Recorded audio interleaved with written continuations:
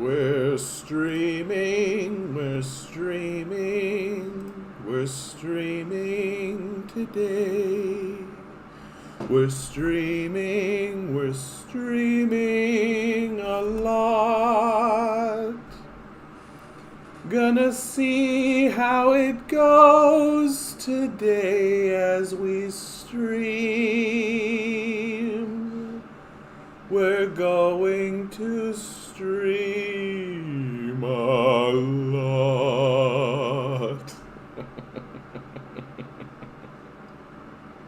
I'm so happy I decided to start these streams with like a song. Just because it makes me feel good to be kind of stupid, you know? And that's what's beautiful about singing, is that, and it's the reason why we don't really sing as a people very much, because there's like an honesty and there's a truth, and but you have to like make yourself very vulnerable to sing, right? Like if you're gonna sing, you're like there's something that vulnerabilizes you, and it is kind of silly and it is kind of stupid, and I love it. Still depressed. So if you're watching this from, time gone by or whatever, yeah, it's still happening. Just checking the connection here. Yeah, okay. Yeah, gonna wait for people to come in. First thing I wanted to show is just I go on Imgur, which is it's just like kind of a faffy good time for the most part, that has steadily become more politicized over time. Because everything is politicized now, because you can't avoid it, because the world is insane and life is crazy. But I was really taken by this particular post, which was pictures from Japan. And one of the things that I really think about a lot about other cultures and other places, such as Japan, such as China, right, such as like Russia is a great example. They have like a rich and robust history that goes back like thousands of years, and there's like dynasties, and there's this dynastic way of looking. Hey Jeff, how you doing today? What the heck happened today, bud? I thought that there was the protest going on. I went down and there was like nothing going on. I tried to look around and find info, but I just couldn't find anything. And I'm not mad about it, because I went down to Trinity Bellwoods instead and did that video. So I'm perfectly happy with it. Did I miss it? Am I dumb? And like just look at something like this obviously like built-in kind of canal. July 17th. Oh, so it is that I am dumb. Good. See, I don't mind when things like this happen and it turns out that it's because I am dumb. I don't mind that at all. So July 17th. I'm a stupid person. And it's 11 o'clock, 2:20 young. All right. Sometimes I'm an idiot. All right. So just talking about Japan. Got some beautiful shots here. Look at this shot. Look how beautiful this is. And this city is this street is probably like 400 years old, maybe even older than that. Look at this beautiful tree in the background. I absolutely love it. What a great shot of I forget the name of this mountain all of a sudden. I had it in my head like 2 seconds ago. Great. Let's do it. I love it. I'll be there for that, for sure. Mount Fuji. I knew it was. I was like thinking like Kuji. I was like, but that's wrong. And I think it's because I know a guy named Koji, and so I'm like blending it all together. It's so dumb. Look at this cyberpunk back kind of stuff. I love it. And then look at something like this. Imagine you're walking through your town and this stuff is going on. You're just chilling out, gonna go get some fish or something, and you're walking through this beautiful market district. This looks just absolutely gorgeous. I just love the idea of there being sections of your city where you go into and you're not driving right? That you're not like dealing with the commerce and then right beside you there's like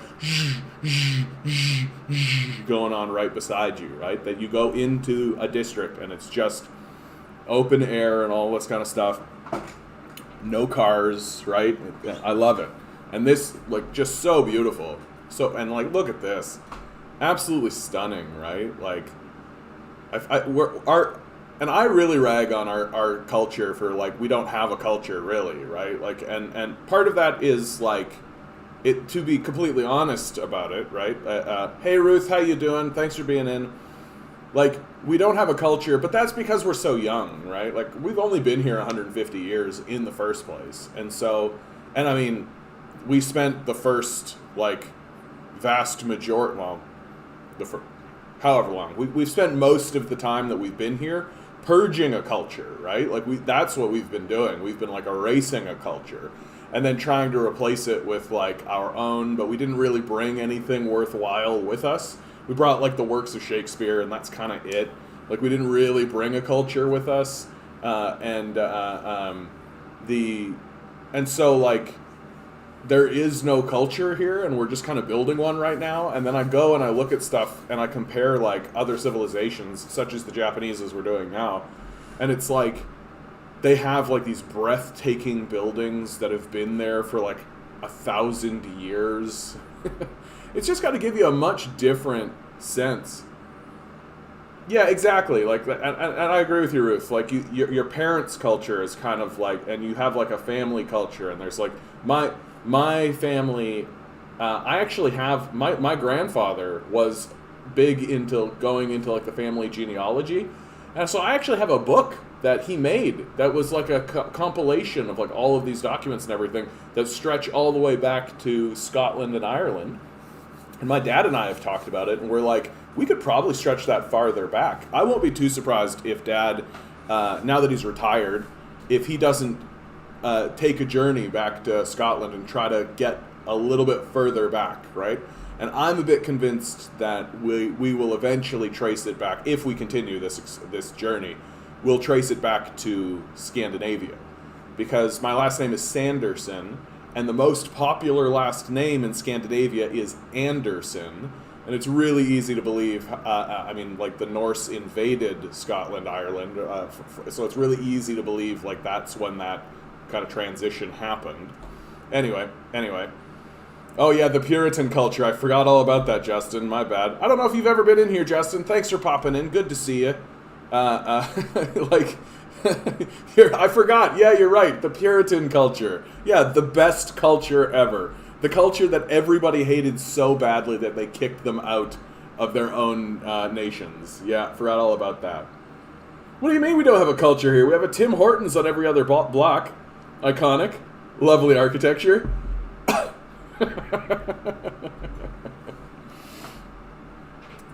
They are European, German, and Romanian. Very nice. Some Polish and Austrian. Very good. Yeah, like, I mean, that's the Canadian culture, right? The Canadian culture is, like, where you're from, right? That, like, we're all, like, this amalgamated, like, mishmash and nonsense, right? From Socialist Action Canada and the NDP Socialist Caucus. Oh, okay. Hey, bud. Glad you're here. Glad you're here. Oh, and, like, look at this shot. I don't know where this is, but boy, I would love to visit this. It'd be so nice to just visit. I would love to go visit Italy. I'd love to go visit Italy and, like, go to Rome and, like, see all that old architecture.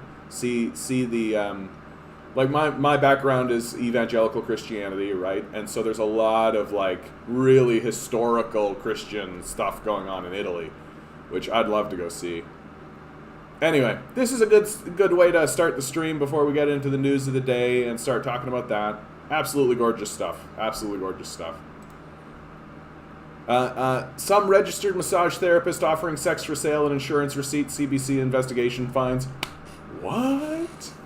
Shock. I'm shocked that massage therapists would also offer sex for sale. I generally kind of agree with Joe Rogan's position, which is, like, it's kind of weird that, like, you can touch every part of a person and that's completely fine. But if there's this one zone that if you engage in at all, like suddenly it's dingy, and I'm like, I don't really see it. I don't really see it. Canada locks up black immigrants, asylum seekers longer than other detainees. What? I thought that there was no systemic racism in Canada. Rex Murphy said that there was no systemic racism, though. I have a female massage therapist friend, and the amount of solicitations she gets is insulting. Actually, yes, I have. I got some benefits when I was working at Starbucks. I had benefits, and I went and one of the people who came in, one of my customers, she was a massage therapist. And when I went to use, so I worked out, hey, can I come do a massage? And she was very, very upfront about this with me. She was just like, I'm a massage therapist. My services are not for sexual use. Please. And that really did make me realize, I respect where you're coming from with this, Justin, because, it is, it's unfortunate that we have this kind of, here I am stepping into the weeds, but it's unfortunate that we have this culture where, because sex work and that kind of aspect of our society is kind of considered, because there's no outlet, because there's no genuine outlet, right? Things that kind of overlap in the Venn diagram get caught up in it, and it's very unfortunate. Yeah, and it's true, right? It is cringe that it has to be said, but it's and it really funnels into, here we go, right? Right off the top, it's the first subject. We're only 10 minutes in, guys, and I'm going to be doing this. Okay, I started it. It's completely my fault. I take complete ownership for it. Okay. Our society has a very unhealthy relationship with sex. We just have it was said earlier, what's our culture? The Puritan culture, right?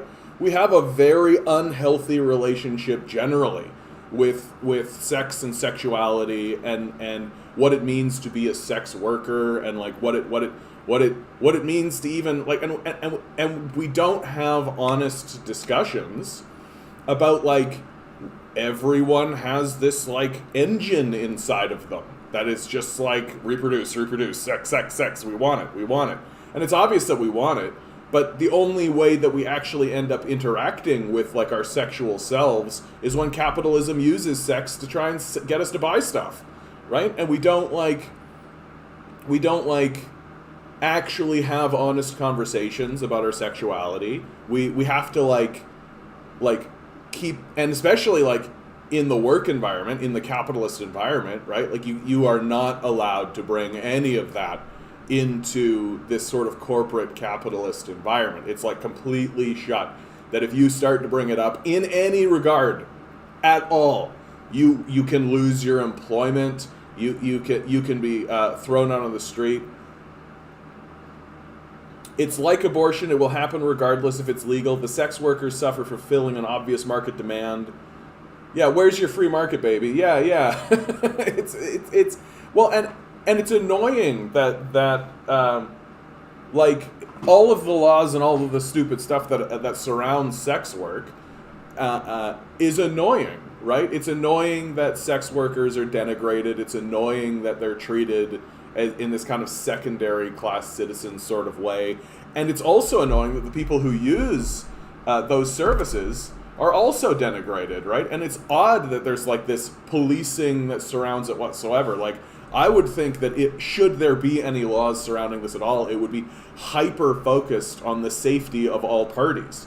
That's what it would be about. Just hyper-focusing on the safety of all parties, number one, and that would be it. But it really doesn't seem to be the case. Yeah, so regulate it, make it legal. You'll be able to see your partner in the local brothel. I suspect that's what you mean there. And if you're worried about it, maybe reconsider your relationship. Yeah, and I mean, and that's another aspect of it, because we're caught up in this monogamous, this monogamous mindset of that. Okay, we need to lock in a very permanent, let's have a ceremony.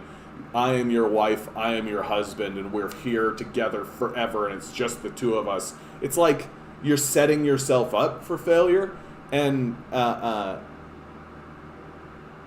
Yeah, Amsterdam was the best. Pot and sex, no problem. Worry or care about children being warped. And that's another, like, children being warped. Like, children being warped? What are you talking about? Children being warped, right? Like, children are a byproduct of sex. Like, every single one of us exists as sex. We are sex. Like, we are sex. If it wasn't for sex, we wouldn't be here, right? And yet we're supposed to, like, look at our kids and be like, no, we have to shelter them and keep them innocent from it for as long as humanly possible. And I'm like, what the fuck? Like, what the fuck is that impulse even? It's like and like you start going down that rabbit hole though, and then suddenly people start accusing you of being a pedophile, and they start like getting all weird about it, and you're like, no, dude, like it's like totally fine. Like people.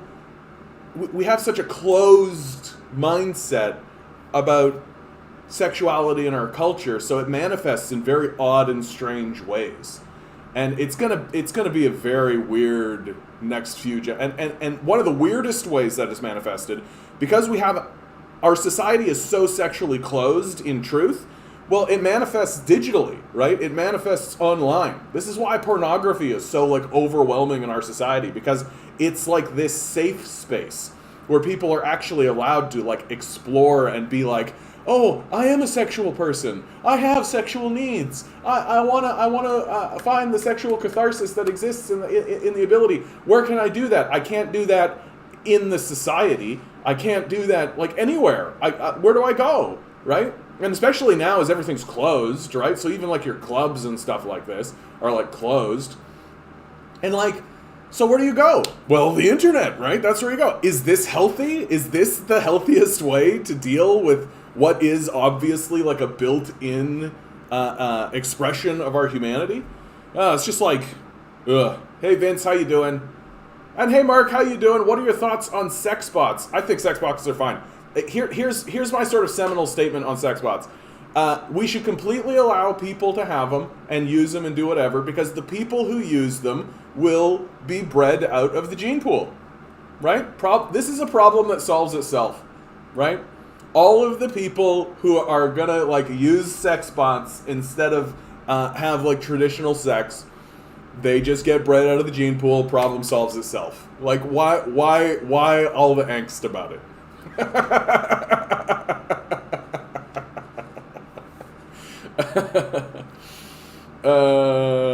Amsterdam has a red light district, just like every city in the world.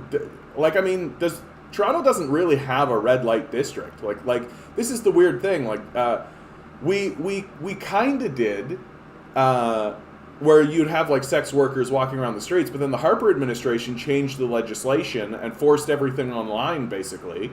Where you, like, so sex work is permitted as long as it's not solicited on the streets.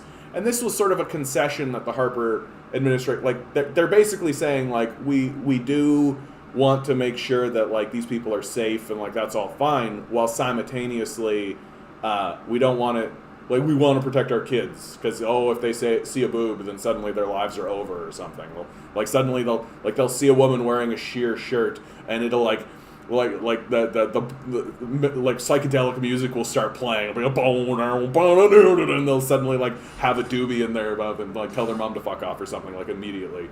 Anyway. Mark, most guys would use a hole in the wall. Ruth, you don't need to be so truthful. That's insulting to cavities within drywall, Ruth. That's right, Justin. You tell her. Defend the male sex as best we can. Yeah, legalize and nationalize sex work. Yeah, like, I mean, let's get over it, right? Let's get over it. Like, I mean, oh no, we people want to have sex. Oh no, right? Like, I there's so much shame around it, and there's so much, and like. Recently, consciousness is exhausting, Justin. Yes, it is. Recently, I've been listening to the Bible as an audiobook, right? My background is evangelical Christianity, so and I find the Bible fascinating as a secular document, and like the shame narrative the shame towards our sexuality is built in to the to like the creation myth, right? Like that we ate from the apple, and then suddenly, like, we were hiding ourselves, right? And God was like, "Hey, why are you hiding yourself?" And we were like, "We feel ashamed of it." And God was like, "Oh, damn, you feel shame? Oh no, you ate from the tree," right? And it's like, so this like sense of shame towards our sexuality is like built into our myths, and then made concrete, right? That creation myth in the Bible is like, yeah, you're supposed to feel shame. Shame is normal towards this, and so it's like a very cultural, built-in sort of thing in my view. Oh my God, do we want to talk about a Libertarian Party candidate for president in 2008 justifying child porn using supply and demand economics, flood the market with child porn to make the stock worthless?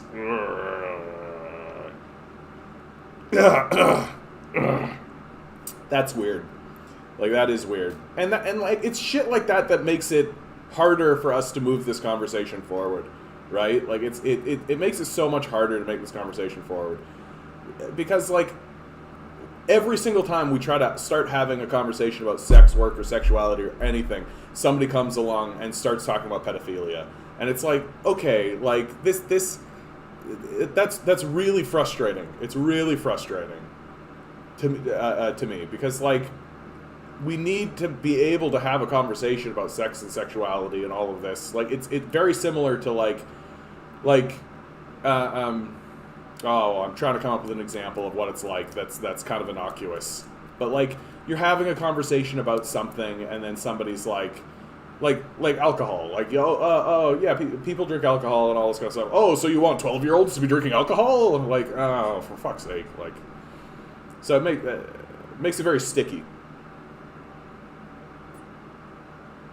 Yeah, like, Mary Ruth Hart in her book, oh my God.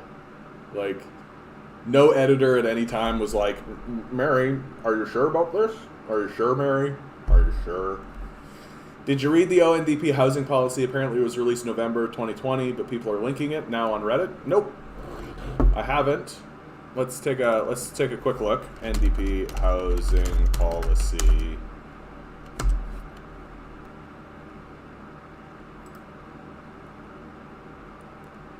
A message for Andrea Horwath. A broken system. Glad she's saying that. See, this is what I'm talking about, Andrea. I want Andrea to say this stuff on camera to us in an ad, right? Like, I'm sick and tired of this limp-wristed, like, non-specific nonsense that Andrea brings to the table with the NDP. And, like, make renting more affordable. Yeah. I mean, vote NDP, right? Like, vote NDP. This line alone, I don't need to go any farther than this. Right? Like, make rent more affordable. We should have the rent. Like, literally, we should stand up and be like, rent is half this. Like, this is absurd what we're paying in rent here in Toronto and across all of Canada. Like, it's really, really gross what's happening in our housing market. Our housing market is being turned into a commodity like Nike shoes or something. Like, it's really, really gross. It's really, really flippin' gross. So, I'm not surprised. I'm glad to see that this is circulating. I hope it circulates more. I hope people really start to realize, like, oh, if I vote Conservative, my rent goes up, and if I vote NDP, my rent goes down. Oh, hey, I wonder what's happening. Like, she actually suggested that children are capable of consent, and that's what it comes down to, right? I'm glad you brought up consent, because it is about consent.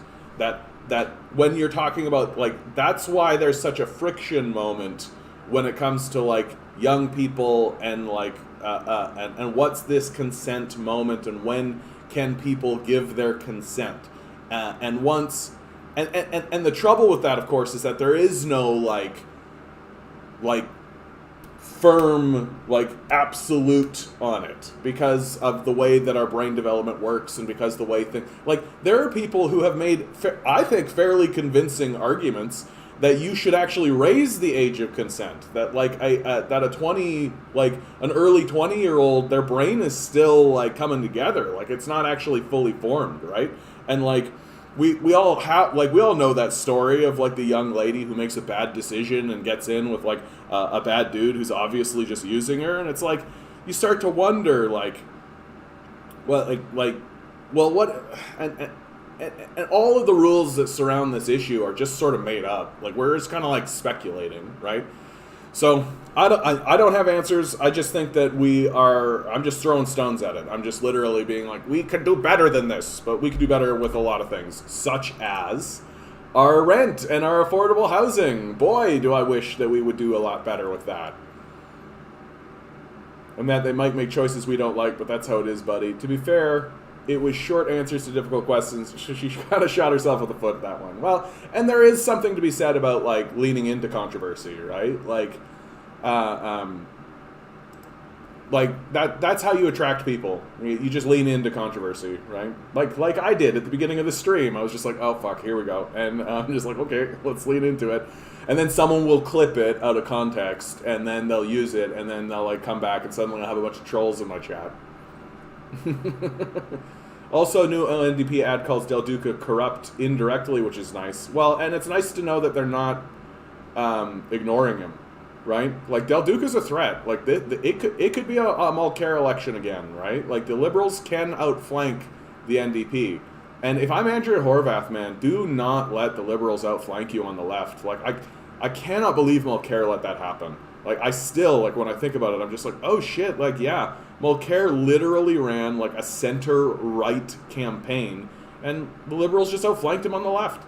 Because guess what? Canadians are leftists. Like, we're more left than right in this country. It's just, you know, we have corporate oligarchs who own the place. If people just respectfully spoke about sex, there would be no problems. I think that's true of a lot of things, Ruth. Oh, and I was 12 when I started drinking and smoking. Kids having a bit of wine on holidays. Yeah, maybe we were hippies. I think it's a bit different when it's like having like a drink or something around family or something like this. And like, there does come a moment where you're like, well, look, they're like people are going to engage in this, right? Like, they're not going to not engage in this. So like, and pretending as though they're not going to engage in it, I think makes it worse, because then suddenly you end up with kids who are doing it like outside in isolated sort of places by themselves, right? Instead of like being surrounded by the people who actually love them and give a shit about them in this sort of controlled environment where they can be, you know, looked after, right? And I do think that there is something built inside of humans where if you tell someone not to do something, they're going to go do that thing, right? If you like really tell them not to do something, they'll absolutely go do it. I actually think that that's a big reason why this is sort of a left turn, or technically a right turn, I guess. But I think a big reason why overt fascism has taken over like a lot of youth culture is this thing where we have said, like, it's our parents being like, no, you can never ever do this. Do not walk around with a swastika. Do not do this kind of stuff. And there's just a lot of kids that are like, this will piss my parents off, right? And because there's no institutional result of this, because there's no like institution that'll look at you and be like, oh, nice swastika, let's go to this place over here and we can talk about that. You know, they basically get away with it. And all it does is piss their parents off. And so, you know, they're just kids. Right, so they're just kind of like LOL about it, right? They're just like laughing their heads off about it, and so I do think that there is like an element of that. And so I would much rather, like, yeah, like why pretend like it isn't going to happen? Honestly, it's so simple. Why is it treated like a missing part of the standard model? 18 to 25 is a huge difference. Yeah. We were more mature 50 years ago, I think.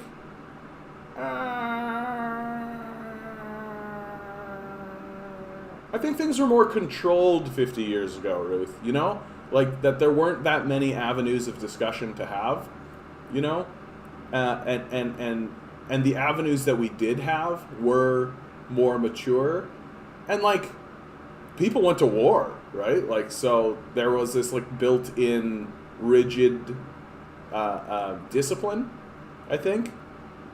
But I definitely agree with you. Like, our culture right now is very, like, we're blowing up. Like, we're blowing up. And so anything goes right now, right? So that gives the appearance of immaturity. And it's very similar to kind of like what has happened in Japan post World War II, where like their culture just went nuts, right? And like in fun, interesting ways, but like it really did.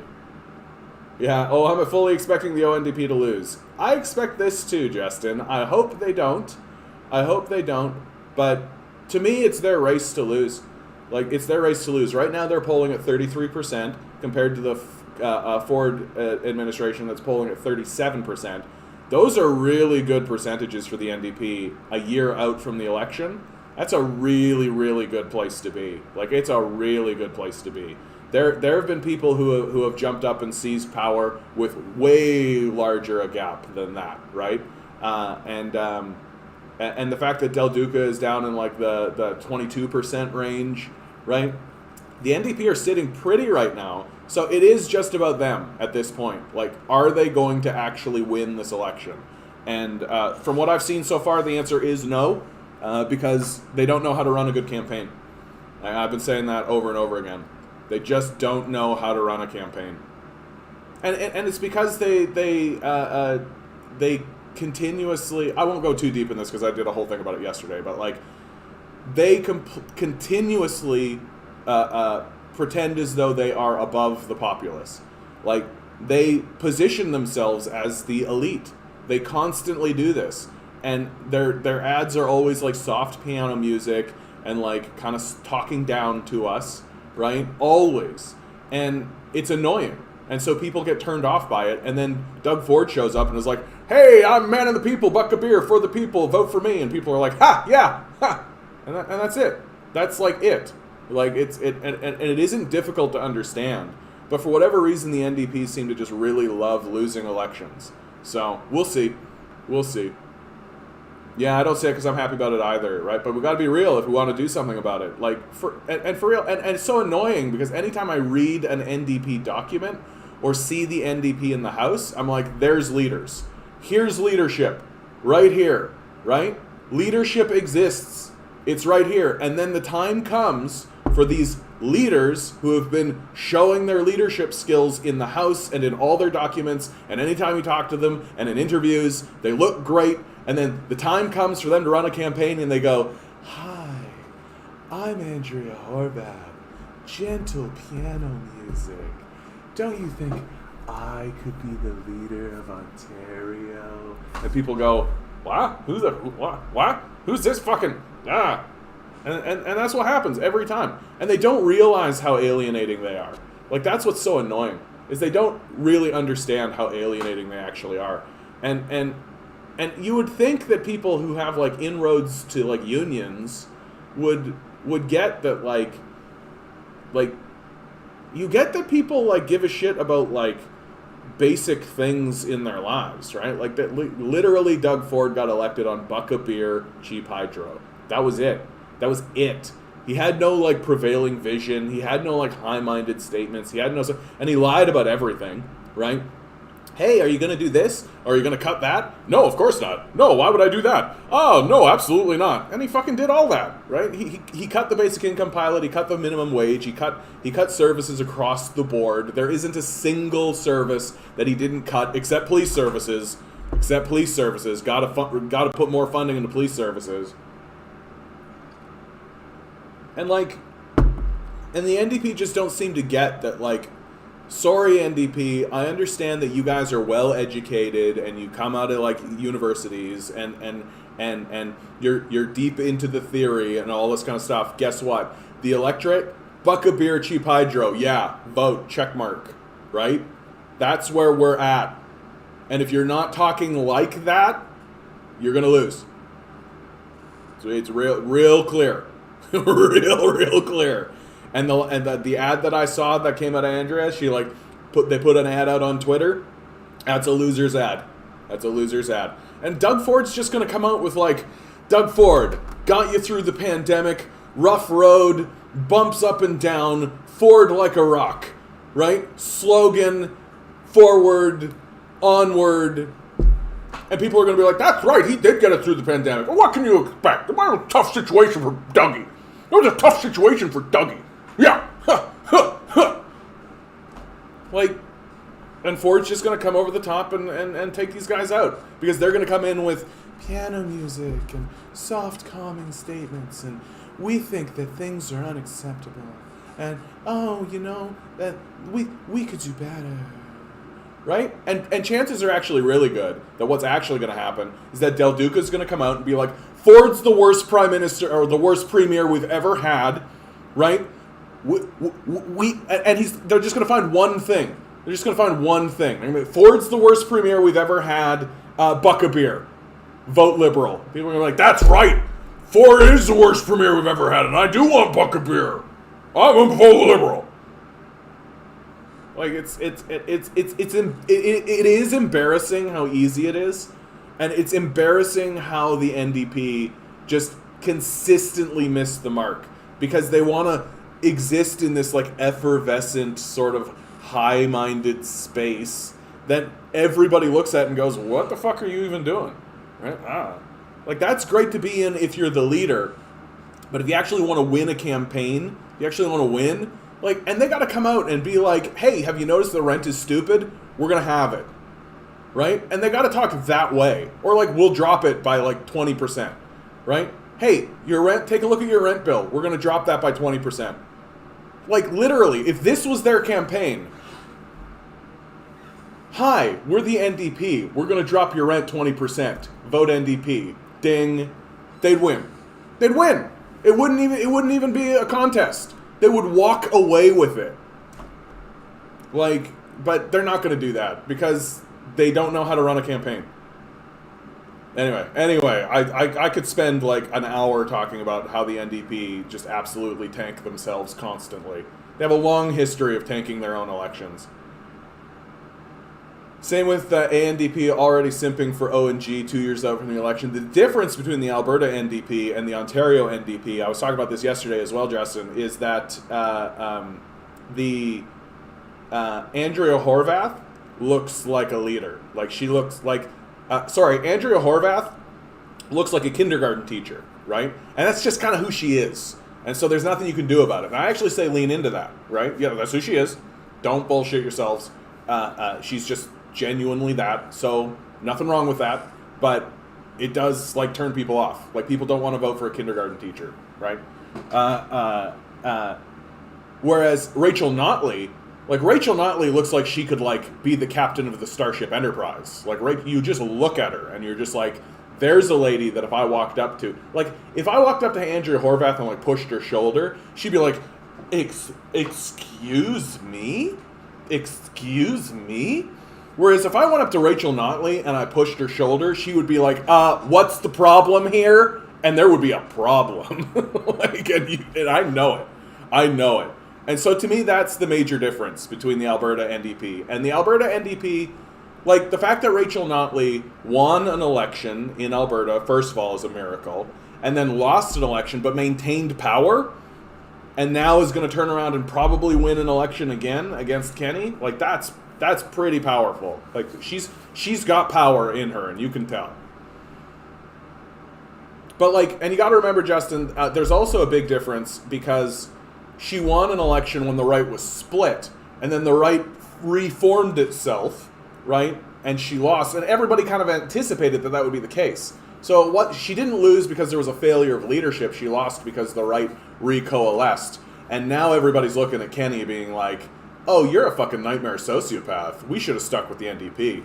And the right's going to fall apart again because it is just like an alliance of convenience, and Notley's going to win again. That's likely the trajectory. Geez, when I was 6, I used to go get cigarettes in a newspaper for my dad and grandpa. Different times, Ruth. Different times. Doubt, yeah. That's fair. No control. It's easy to win as a populist. Campaign left and govern hard right. Yeah, that's the liberal way. Mach Deutschland vom Fascismus frei. Swastika in German is Hakenkreuz, or crooked cross. The plural is Hakenkreuzem. You just have, like, that's cool trivia, dude. Bill Clinton guarantee. And it's a cult? Oh, well, Justin. Rachel is mentioned and everybody cries and screams, yes, Rachel, Queen, save us. Yeah, there is that element, right? People do get, like, really kind of culty about this. They think that everyone has, like, a savior complex where they, like, think a single politician is going to descend from heaven and solve all their problems. And I mean, like, yeah, but they don't show up to committees, they don't donate, they don't do anything but be annoying, yeah. What do you think of the NDP have millions more in the bank than the corrupt cons who are in debt? I mean, that just tells you, right? That tells you, and I mean, the fact that Ford is passing this non-withstanding clause nonsense stuff is happening at all tells you that they're desperate. Like, they know that the populace is turned against them. They know, like, it's very difficult it would be very difficult to maintain this sort of delusion from the inside of the Conservative caucus that, like, things are going well, right? Like, that's why they're working overtime to try and present Dougie as, like, this sort of soft, like, Care Bear kind of type, right? Even though he's a fucking nightmare sociopath, right? Because it's their last card. They don't have anything else, right? They're not offering the populace anything. They are offering is more hardship, right? And they know that's what they're doing, right? Like, Doug Ford's whole grift is that he's just going to privatize stuff and then sit on the board of directors like Mike Harris did, right? Like, he doesn't have anything to offer anyone, and it really shows in terms of the donations, right? Like, if I am, like, working, like, if somebody put a gun to my head and said, hey, you got $5, you got to give it to one of these people, probably I'm going to go NDP, right? Why? Because the NDP is standing there saying they're going to reduce my rent, right? I mean, in these documents that are buried that you have to go search up and try and find, they're not going to say that in their campaign because they're fucking stupid, right?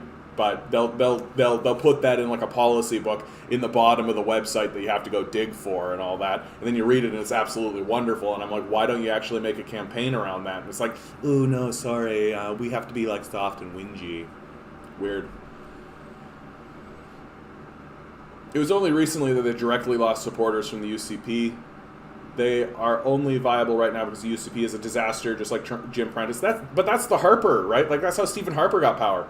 Stephen Harper only really got power because Liberal support collapsed, right? And the NDP wasn't able to swell up to kind of replace that at the same time. And, like, Harper's organization was very strong. And that's not to take anything away from Stephen Harper. Like, Stephen Harper was an excellent politician in that conservative realm. He really, like, forged that party back together, right? And created, like, a tough, strong nugget. So when the Liberals collapsed, he was able to, like, and get it in there and get that majority, right? And so it was a strong organization, and I wouldn't be too surprised to find out that the same thing was happening in the NDP in Alberta. That use of the notwithstanding clause is definitely more important than when Alberta wanted to use it to not allow same-sex marriage. Yeah, I remember that. I couldn't believe it when I found that out. That Alberta tried to use the notwithstanding clause to ban same-sex marriage. I was like, wow. And that time it didn't work, right? Like, the courts were just like, no. If Andrea used her teacher pose, she could bring up the kids losing a year because of Dougie and Trudeau. Yeah. I don't think it's a successful strategy to actually critique directly anything that happened over the pandemic because it's too easy. It's too easy to deflect, right? Like, it's somebody like Doug Ford can literally stand up and say, look, the pandemic was tough and it was a tough situation and we had to make some tough choices. And that's very believable and also quite sympathetic, right? Like, and I think it would make Andrea look bad if she started to critique even the stuff that is, like, objectively the truth, that the Conservatives are completely at fault. Because the truth of the matter is people are quite sympathetic. Like, even I am quite sympathetic to these Conservatives being in power during this period of time, right? It's like that was a very, very, very tough couple of years. It was a very tough couple of years. Even if there was a leader in power who genuinely cared about people, right? That would be tough. And so I think that Andrea should stay away from trying to critique. And that's what you're going to see, by the way. You're not going to see any of these politicians bring up, like, that. Andrea might bring up, like, the sick days, right? Because that was a moment when, like, you could have passed these sick days. Like, you could have done that. And that speaks directly to the heart of the conservatives' lack of empathy, right? Their inability to understand, even in theory, empathy and compassion, right? But like, I just think when it comes to critiquing people over the pandemic, you gotta step softly, because it's a really easy judo throw.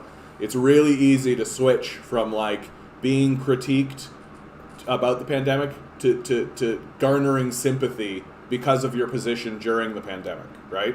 But like, look, this is tough. We had to make tough decisions, and did we get it right every time?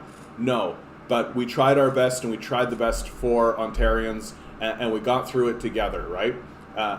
And that exactly what I just said there. Put that on a cue card, put it in front of Doug Ford's face, have him say it on national TV. Yeah, it's easy. That's an easy move through. So right now, it's critical that we crush the ANDP with pressure from the left. They wasted such a golden opportunity to do anything they wanted. They didn't make any systemic changes. Yeah, thanks. I hate it here. They decided against it, I think, and just threatened to use it. Yeah, sick days, army reports for the long-term care homes. They could really pound on the long-term and really point out that Doug Ford is attempting to privatize more of these long-term care homes. Link it back to Mike Harris. Really use that as a way to show that it is a systemic problem in the Conservative caucus generally. That, I think, is successful, right? You could call it elder abuse. It's planned elder abuse. What's happening in these long-term care homes, right? They understand that they are abusing the elderly, and they're fine with it because they're making money doing it. More than enough proof to push it. I was for a bit. Ford screwed up over and over again, worse every time, especially with the homes. Yeah, the long-term care home thing, I completely agree. That's a real slam dunk. You could really, really bring up the long-term care homes and Doug Ford's privatization of the long-term care homes. His obvious, like, he's obviously doing what Mike Harris did, and that should be considered a crime. Like, we should arrest Mike Harris for what he's done, right? Like, they updated the labor code. That's great. They added some new protected reasons to leave, like escaping domestic violence, but they're all unpaid. Yeah, not like people escaping violence need money, which is why I support a basic income. I think there's a lot of situations like you're describing here, Justin, that something like a basic income would really help people with. I have sympathy, but also, what do you expect when you voted for them?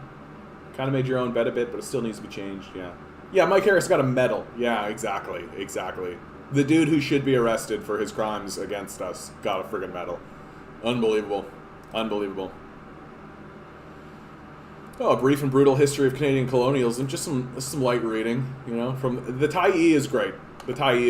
Like, if you don't know the Tyee, these guys are really, really good. I don't know about Keith Thur Carlson, but I know the Tyee is really strong, and this will be a real. You can even tell, right? Like, they've got links to all of their stuff. I absolutely love this about. One of the things I really like about modern media and how it works is that now they can refer to, like, the Truth and Reconciliation Commission, and they can literally link it. They can send you to the Truth and Reconciliation Commission, right? Whereas before, in just paper media, you had to, like, read it and be like, the Truth and Reconciliation Commission. Okay, I want to read about that. Where do I go? The library, right? So you got to go to the library, right? Find the Truth and Reconciliation. And so, like, the process is so long, whereas now it's literally like, just click. Like, click. Here it is. Like, here it is. We have it. And that's been really useful. Go away, Total AV. Nobody cares about you. Go away. That's been really useful in terms of debunking Western propaganda, right? Like, because a lot of times articles will have, like, links like this, and you click on it, and you take a look, and it's like linking to another article, and then within that article, there's like, okay, so where's your evidence, right? And so you're trying to find the evidence, and finally, like, buried at the bottom of, like, the third article linked through the thing, you find, okay, here's your evidence, click, oh, it's CIA propaganda, gotcha, right? But you couldn't do that if it was all paper. If it was all paper, you'd be like, okay, so this is referring to this, so now I gotta go find this, so then you gotta go find this, right? And it would take, like, a ton of time, and then, like, it's small wonder that, like, CIA propaganda works, because it takes forever to debunk it in a pre-digital environment. Yeah, article with an article with an article, right? Yeah, a recent study suggests. Yeah, what article? What study? Yeah, what study? Right? What study? Oh, yeah. Enemy Paul says attempt to force her out, driven by racism and sexism. She's doubling down on this narrative, and it's bad politics. It's bad. It makes her look bad. It makes her look really weak, right? Like, and honestly, and I actually think it's quite dishonest. Like, it's very, very clear that the struggle within the Green Party is between the socialists and the neoliberals, right? Enemy Paul being a neoliberal who managed to defeat her opponent by like fairly small margins. Like, it was pretty close. It was pretty close. And her framing this as a fight based on racism and sexism instead of a fight between neoliberalism and socialism within the Green Party caucus is dishonest. And it's bad politics. Like, there's no other way. There's nothing. You can't call it anything else. You can't call it anything else. So, I don't suspect Enemy Paul will like. And it's such a shame too, because I was actually really looking forward to her on the debate stage. I actually think Enemy Paul presents really well, right? That she speaks really well, and she could really articulate her points, and from her position, which is essentially green liberalism. Like, she does believe in the environmental movement. She does believe in a basic income. I've talked to her about these things. I believe that she believes those things. But she's essentially well, I don't think she's like necessarily like pro-capitalist. I just think that she's sort of like, no, capitalism is the system that exists, and so we're going to work within the system that exists, right? So she's not interested in a revolutionary project, which makes sense considering kind of her position. This is a long-winded way of me saying, like, I like Enemy Paul. I just think that she is not the right leader for the time, which is unfortunate. Have you seen the super funny "What is Communism" by someone in the FBI? No, I haven't, bud. Here, find that for me. Put that in the Discord, bud. I'll show it. Yes, please use identity politics for a ridiculous reason. Delegitimize actual oppression, yeah. I'm sure she dealt with actual systemic problems to get where she is, but really? Call attention to those. Yeah. And it is a deflection. Like, it's a deflection away from the far more interesting conversation, right? Which is socialism versus neoliberalism, right? Like, which is the fight that is happening ongoing in the Green Party, right? That it's difficult for me to perceive that the Green Party will, the Green Party becomes a socialist party eventually. It just does. Like, that's where the energy is going. It doesn't look like the powers that be within the Green Party are able to withstand the onslaught. They barely won the last election. So it seems to me like the energy is going to swing that way. And the neoliberals will lose in the Green Party eventually, which is good for Canada generally, because right now, what's the Green Party stand for, right? Everything the Green Party stands for has been co-opted by the Liberals, right? Environmentalism. Well, the Liberals have called a climate emergency. Not that they're genuinely doing anything about it, but like they've co-opted all that language. They believe in all that too, right? A basic income. Well, the Liberals are pushing through a basic income legislation. Now, of course, it's all bullshit, right? They're going to do everything they can to lengthen the process as long as they can and abandon the most amount of people as they can to their capitalist owners, right? That's what liberals are going to do. But those are like the two major planks of the Green Party, and the liberals are already moving on it. So what's the point of the Green Party? What's the point of it, right? Doesn't seem to have a point. I'm trying to rally socialist support in Alberta if people want to connect. Try for a socialist caucus at next convention. Yeah, I'm in BC, but you can PM me. Great. Any help is appreciated. Look at that. See? The revolutionary project works. We're organizing. We're getting it together. Get more people in this chat, right? That's how we're going to get the revolutionary project to actually move forward. That I will be a lightning rod of organizational support, which is good because I cannot get my shit together, you guys. I cannot get my shit together. I just like for real, at the beginning of the stream today, here's how bad I cannot get my shit together, guys. So I went down to a protest today. One of my fine Patreons let me know about it, and I went downtown and I was like, "Oh, there's not what's going on? I don't understand I couldn't find it, and there's nothing going on." So that was fine. I like went and did another thing, and I was downtown, so great. I come back and I like talk to him, and I'm like, "Hey, bud, what happened today?" And he's like, "Oh, bud, it's in July. It's not today, June. It's in July." I'm like,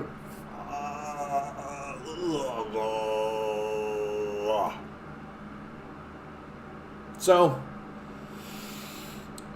I'm happy to see that people can get their shit together, because Lord knows I cannot get my shit together. Oh, 1963? How long is this?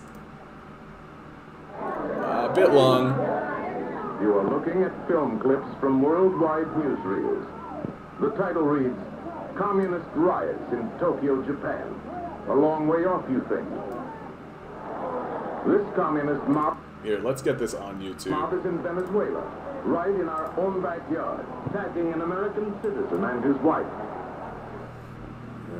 A kangaroo court in Havana, condemning hundreds to the firing squad because they incurred the displeasure of... Oh yeah, they're talking about Havana, they're talking about Cuba. This is happening 90 miles from our mainland. Oh my God. Less than 10 minutes by jet bomber. Less than 5 minutes by rocket missile. And where do you think this Yeah, is? Justin, that's the way to do it, right? That's the way to do it. The way to do politics here in Canada is to join a third-party, non-affiliated political organization that is explicitly non-capitalist, like Socialist Action, and to get into the convention, to like and go in as a voting bloc and make it explicit that you're a voting bloc, right? Because fundamentally, as I say all the time on this channel, politics is a numbers game. If they show up with 100 people and you show up with 1,000 people, you win, right?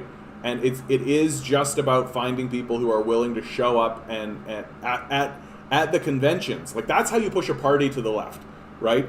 You show up in their caucus and you put in resolutions for them to vote on and push them to the left. That's the reason why the NDP is moving to the left. Like, Jagmeet Singh himself, I don't think is very left. I think he's pretty centered, like neoliberal capitalist, right? But it's his party. His party is pushing him to the left, and he's being forced to respond, right? Yeah, like, this is clumsy propaganda too. Okay, can we get into like the really stupid stuff? Communism is a lying, dirty, shrewd, godless, murderous, determined, as J. Edgar Hoover says, a criminal conspiracy. So that gaslighting 101, right? Gaslighting 101. Accuse your opponents of what you yourself are guilty of, right? And it's always good to get ahead of it, right? So if you know that you're guilty of something, right, accuse your opponent of it before they can accuse you, because then it makes it look like accusations that are accurate, that are coming at you, are like, I know you are, but what am I, right? So yeah, lying, dirty, shrewd, godless. Yeah, because the United States in 1963 wasn't doing anything, right? They weren't bombing villages, defenseless people. They weren't doing anything like that, right? In the 60s, that wasn't happening. Yeah, right. Because why not? Yeah, bud. That's how you build power. That is how you build power, right? Let people know and let people see you do these things, right? And you're going to galvanize energy to yourself, right? You're going to get energy brought to yourself, and people are going to come and support you. And that's what it's all about. Because it doesn't matter what you do if you don't have the numbers. You need to have the numbers. And how do you get numbers? You just got to keep getting out there, keep showing yourself, keep trying to galvanize people. Yeah, you're super shut down hard, but yeah, whatever. But they know you're there, right? And eventually they won't be able to ignore you, right? They won't be able to ignore you. Breaking the international silence on Turkey's aggression in response to Turkey's invasion of Iraqi Kurdistan, an international peace delegation traveled to the region in solidarity to demand an end to the occupation. Okay.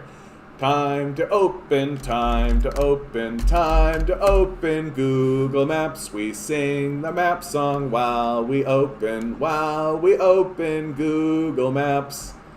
I gotta tell you, man, the map song is like a highlight. I look forward to the map song. So Turkey is occupying sections of Iraq, right? There is absolutely no way that Iraq remains intact, right? It's essentially been blown up. And there's like huge sections of, it's like Sunni and Shiite. And I forget if the Sunnis are up here and the Shiites are down here or how it works, but essentially they're split north-south, right? And it's very, very, very, very difficult for me to believe that, that Iraq actually, these borders stay intact. Especially when you have like the Greater Jerusalem Plan, or the Greater Israel Plan, I should say, which involves taking over sections of Iraq. So, like, the Americans are eventually going to redraw these borders, right? And I won't be too surprised to find out at all that, like, Turkey's ambition is likely to, like, take over this section of Iraq for itself.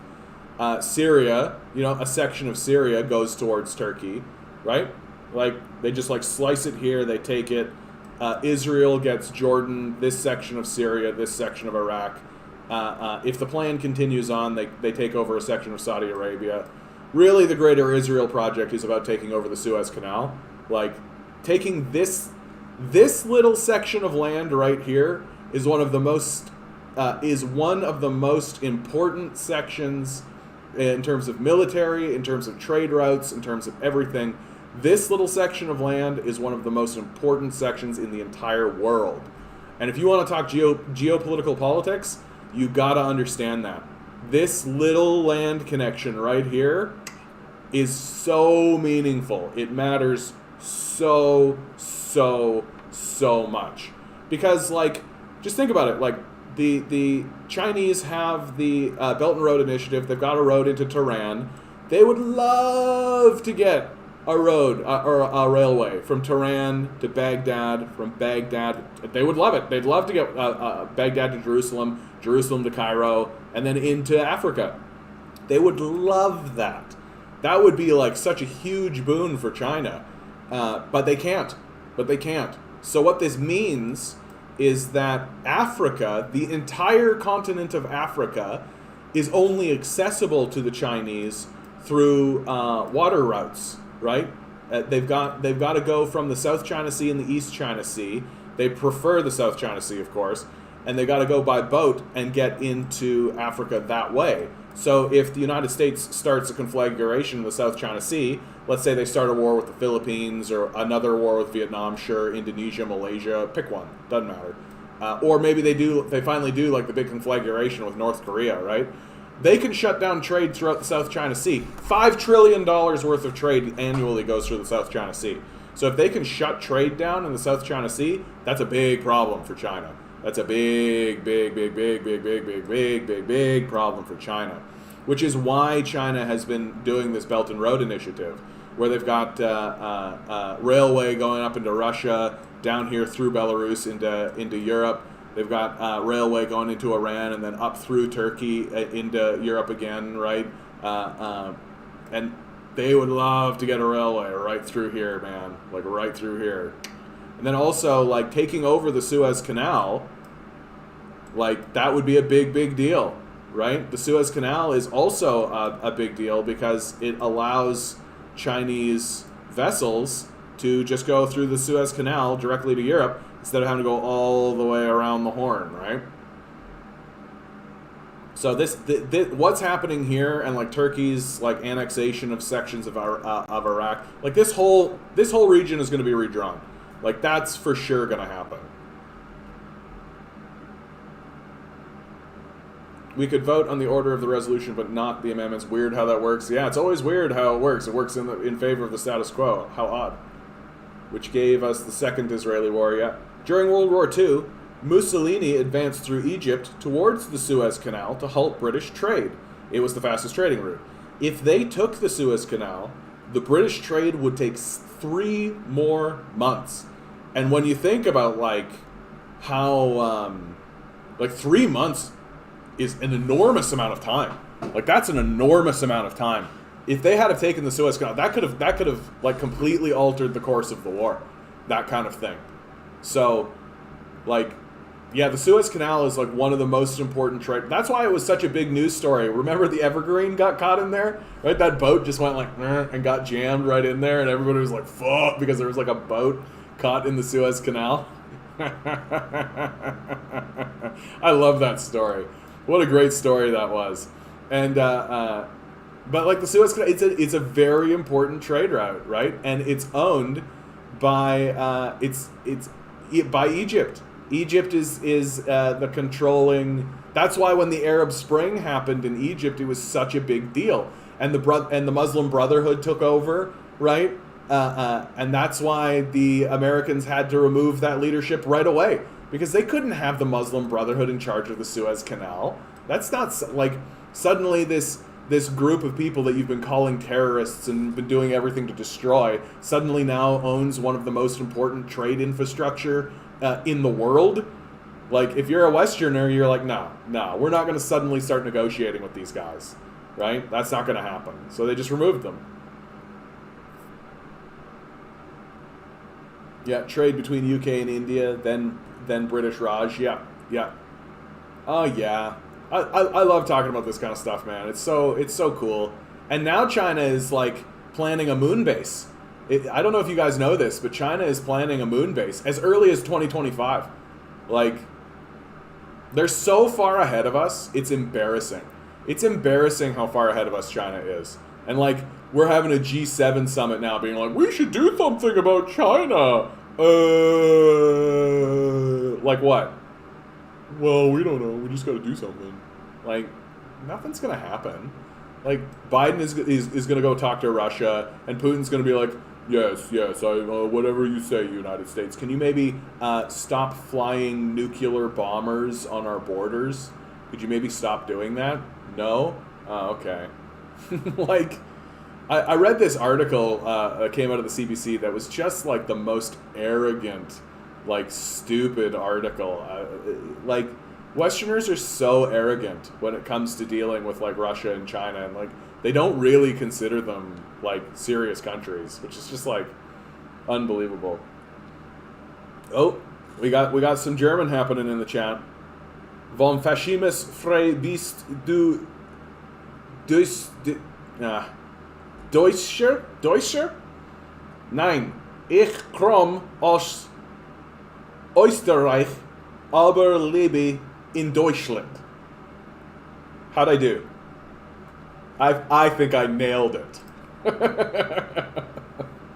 Yeah, profit mongers should have no home in Canada's housing market. This is such a fucking no-brainer.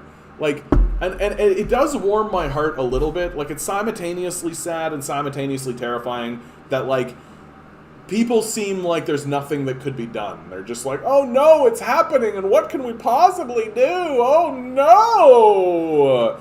But I am happy to see that there's literally nobody defending it. Like, nobody is standing up being like, what's the problem? What could possibly go wrong with this? We should let profiteers take over our housing market. So that's nice. That's nice. But like, so what could we do, right? What could we do? Well, we could demand that any corporate entity creates 30% of its housing has to be affordable housing, right? We could make that demand. We could insist that, for fuck's sake, we could nationalize it. We literally go to that corporation and be like, cool entity you have there. It's now ours, right? We could nationalize it. And oh, but that'll make capitalists upset. Yeah, so who cares? They're sociopaths. Like, let's make them upset. Like, I just don't understand why we are consistently worried about the feelings of sociopaths. Like, yeah, we're gonna nationalize your shit. Get the fuck out of here, right? We should nationalize the communications network. Rogers, Telus, the other one, Bell, Robellus, right? We should nationalize all that, tell these guys to get fucked, right? They've made their money, goodbye. And we should do this almost across the board. Like, we should just we should go to all these housing companies and be like, oh yeah, cool, nationalized, right? And they'll lose their minds and they'll be like, oh no, Canada's no longer a good place to do business. And I'm like, yeah, great. Like, perfect. Like, Oh no, you can't plunder Canada anymore.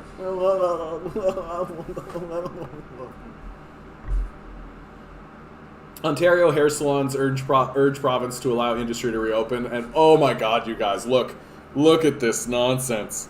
Look at this nonsense. I need a haircut so badly. So badly. Yeah, so badly. Look at him. Please reopen the salons. Please, God. I'm going to shave this side of my head. I'm going to shave it. This is going to go. I'm going to keep all this because I think this is actually quite nice. This is just going to go. I'm going to be one of those people with the shaved side head. I've always wanted to. I'm like, if it looks terrible, I'll just shave it all off. Right? Start again. Yeah, exactly. Okay, thanks, bye. Yeah. Good for you, Ruth. I feel like if I cut my own hair, it would look stupid as heck, so I don't. Ugh. Myanmar protesters taking up arms. Yeah, if you guys don't know, Myanmar, or what was formerly known as Burma, and it's funny because there is like a conflict about should we call it Myanmar, should we call it Burma, so Google Maps is just like, why not both? Pretty major coup happened here. They had an election, and then their military basically created a coup. The international response has been wide condemnation across the board. Of course, the China as well as India and all of these guys in here, Bangladesh, Thailand, Laos, they're like, this is an internal struggle. This is an internal issue. Let's just let them work it out, okay? Because the United States response is, of course, is, should we go in with the bombs? Should we start bombing them? We gotta go in there with the bombs and start bombing people, right? Let's start bombing them. And China's like, please do not bomb Myanmar, okay? Please don't destroy their infrastructure. Please do not destroy anything. This is an internal issue. Let them deal with it. And it was only a matter of time before, like, these protesters were about to take up arms because they're in a military resistance. That's what's happening in Myanmar, is that it's a military resistance against a military that has decided to get rid of the democratic process, right? Which is traditionally how democracies die, right? That the military becomes so powerful that they just start to go like, why are we listening to these civilians? Let's not bother. And they just take over, right? Plenty of times that's happened in history. It's likely going to happen in America that way, right? That eventually the democracy becomes too cumbersome, too difficult, and the military just foments a coup and takes over, right? Could definitely happen. Cleaning my room is counter-revolutionary. Politicians aren't the answer, teen years. Early 20s. Bernie. Now, politicians aren't the answer.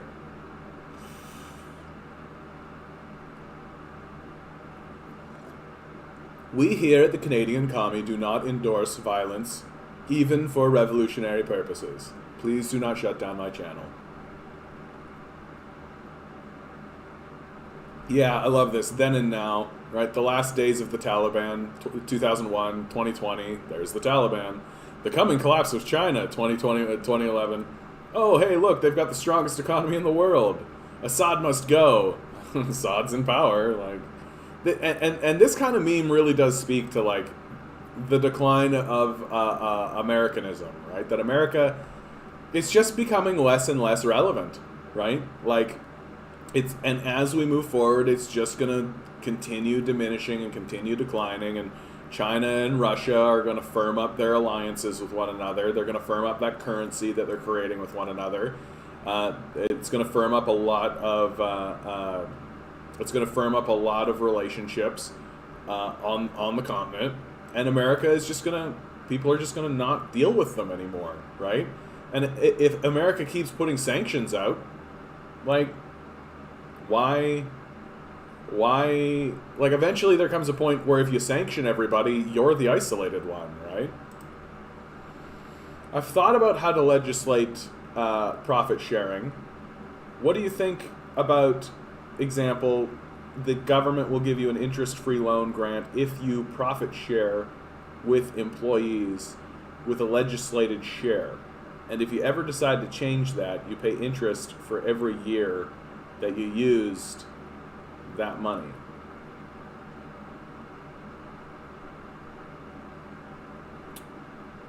I've thought about how to legislate profit sharing.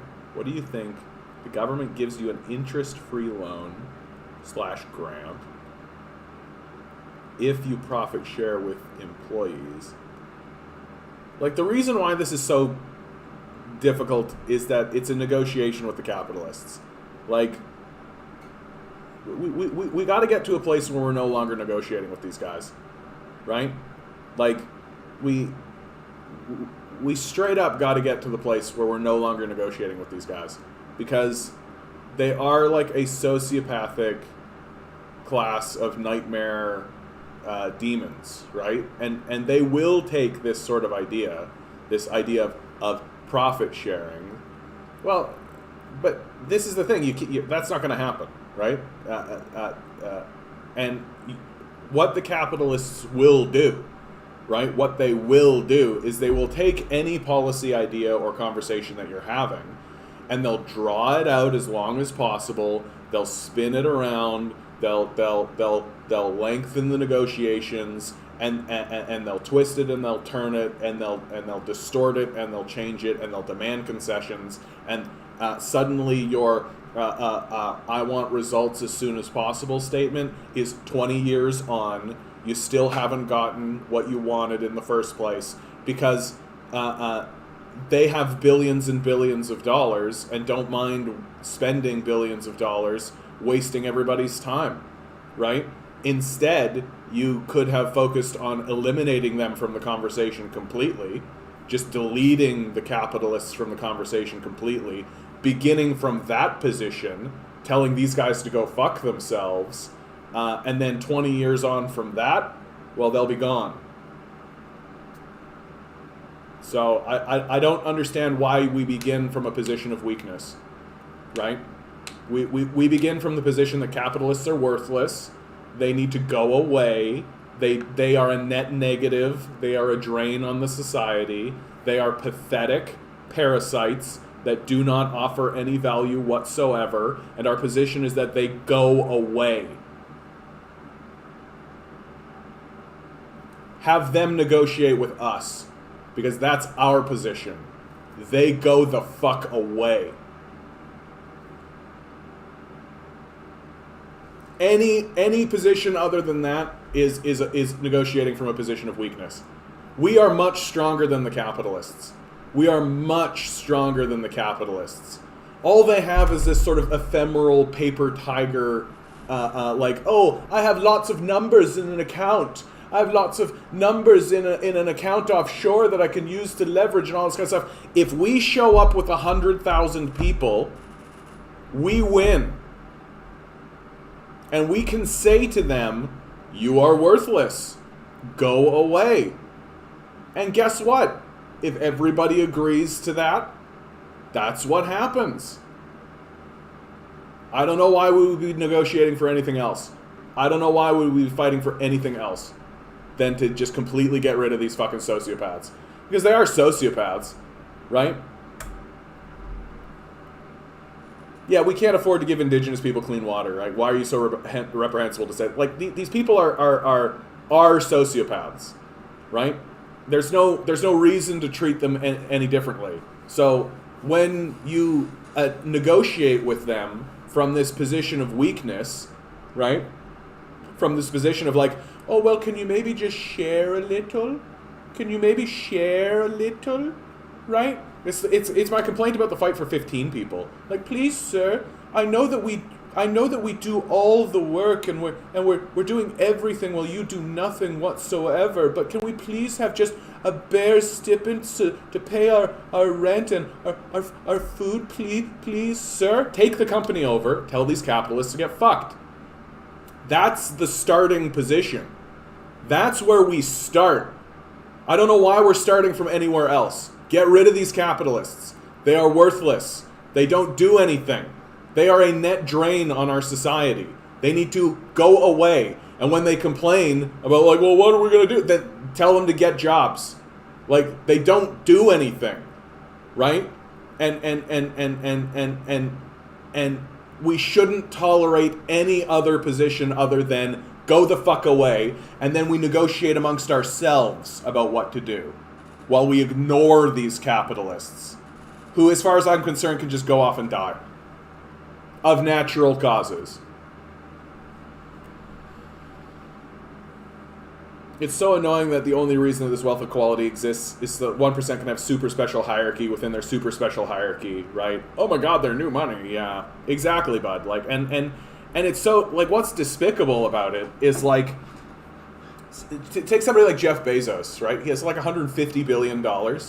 Well, would his quality of life legitimately be worse if he only had $1 billion instead of $150 billion, right? And the quality of life of the citizenry would be way better if we had access to $150 billion or $149 billion. So it hopefully they all decide to live in orbit. Yeah, we can dream. Well, and what's so annoying about this whole, like, Elon Musk SpaceX kind of nonsense, right? He's talking about, we're going to get to Mars and all this kind of stuff. China's going to beat them. Well, China's going to beat them, right? Like Elon Musk is, like, spending his time building toys and, like, doing all kinds of nonsense sort of stuff. China's going to beat them, right? That there is a new space race. The new space race is on. But the difference is that China has, like, the full force of, like, its organizational structure and a desire to do it, while we've got one billionaire who is basically a Luddite idiot who just has convinced everybody that he's super smart. And what's going to happen is that eventually the United States is going to, like, come together and, like, form a thing and then create a false checkpoint, like they did with the landing on the moon, right? That, like, Russia literally was the first nation into space, the first nation to put life into space and then get it back safely, the first nation to actually get an object to orbit around the Earth, the first to actually get an object to the moon and orbit the moon and come back. Oh, but the Americans plopped down, put a flag down on the moon, so they win. Fuck that. That's nonsense. And they're going to do the same thing with this, right? They're going to create some arbitrary nonsense checkpoint. Like, and what's so funny about the space race narrative is that while the Americans were, like, losing their shit about, like, yeah, we put a man on the moon, yeah, the Russians the whole time were just like, oh, cool, they put man on the moon, yeah, okay, good for America. Like, they didn't give a fuck about that at all. There wasn't, like, this, like, the idea of a space race just didn't exist in Russia. Because they were like, we were the first into space. Like, we were the first to put life into space. The Russians did the legwork. They did the more difficult stuff. It's way more difficult to get into space in the first place and get living organisms into space and put them back down for the first time than it is to just, like, drop something on an object and then get it back. It's way more difficult to get into space and come back alive, right? That's far more impressive. Far more impressive. He's the inventor of the Snuggie. Know your place, peasants. That's funny. Yep, the USSR put a dog in space. Like, that was their initial initiative, right? Like, that's garden mice. Okay, but the inner limit of space is much closer than the moon. But the thing is that once you are, like, breaking the atmospheric barrier, breaking the barriers between Earth and space, right? Like, once you're actually in space, it is just kind of like, boop. And the Russians were doing that too, right? So what's the achievement here? What's the achievement from the Americans, right? The achievement was that they got to the moon, which the Russians had done, that they had got to the moon, and they had put an object down on the moon, right? And then fucked about, put a flag, right? Took their shots. Here's a good time to say that I love the moon landing was faked conspiracy theory. If you guys spend any time on this channel, I love conspiracies. I love conspiracies. And so they dropped it down and then they pulled it back up and then they came home, right? So the only thing that they added to the conversation was that they dropped it down and men came out, and then they came back out and got back off, right? And that's the achievement. And for this reason, we did everything the Russians have already done, except we did this little tiny thing, boop, boop, for the first time. So we're the greatest, USA, USA, USA, right? Like, I mean, welcome to the space conversation, America. We're glad to have you, right? It'd be great if we could, like, collaborate and, like, use our collective human... No, we're not going to do that. We're going to have a war instead? Oh, okay. Here's my moon landing conspiracy theory thing, right? The Americans 100% landed on the moon. They 100% sent men to the moon, landed, and came back. The footage is fake, okay? So they did everything they said that they did, and the audio that we have is also the audio, right? But the footage is fake. So and once I realized that was the case, I was like, oh yeah, you know, that makes a lot of sense. It's very believable to me that the United States would spend all of this money on like a cultural touchstone and like a cultural victory, and that they would want some footage of it to show people. And if all they had done is put like, footage or like reenactment. If they had to put reenactment in like the bottom right-hand corner, right? I think they would have ended the whole controversy, the whole conspiracy theory surrounding it, and all this like years and years of speculation. And at the same time, I think people would have just been like, oh, they did a reenactment of it. That's nice. That's nice. Yeah, they can't get a camera up there. So yeah, nice reenactment. I like it. That's 100% what would have happened.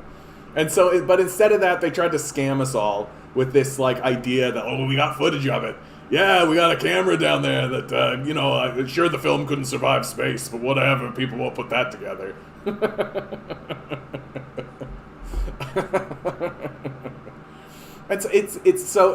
At the end of the day, the whole like moon landing conspiracy, I come down on this like kind of rather charming sort of place where I'm like, nah, they just wanted some footage, so they just did a reenactment of it. And it's like, I'm completely fine with that.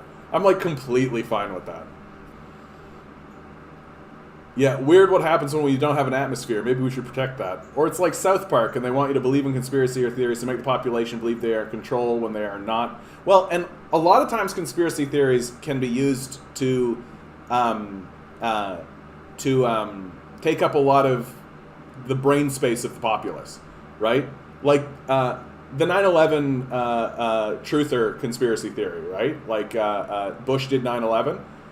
Noam Chomsky had like the greatest point ever on this, which was like, okay, well, let's say that we prove that 9/11 happened. Let's say that Bush did 9/11. Let's prove it. And let's say we have the evidence. So, Bush did like legitimate war crimes in front of us that we saw and are provable. That there are organizations that exist in the world that if we were to arrest Bush and take them to those organizations, they would put him on trial for war crimes, right? None of that happens. So who gives a shit? And that was my moment with the 9/11 conspiracy theory where I was like, oh yeah, that's a good point, Noam. Yeah, that's a good point, Noam. Even if we proved it. I'm like, so? Who gives a shit? George W. Bush is a war criminal outright. Like, you can see it. It's obvious. And nothing's happening to him. He lives on his ranch.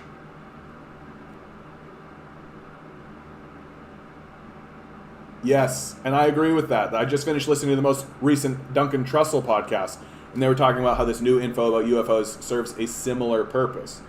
I am interested. The timing seems really convenient, eh? It seems really, a distraction to waste mental energy. Yeah, I definitely think that there is part of that.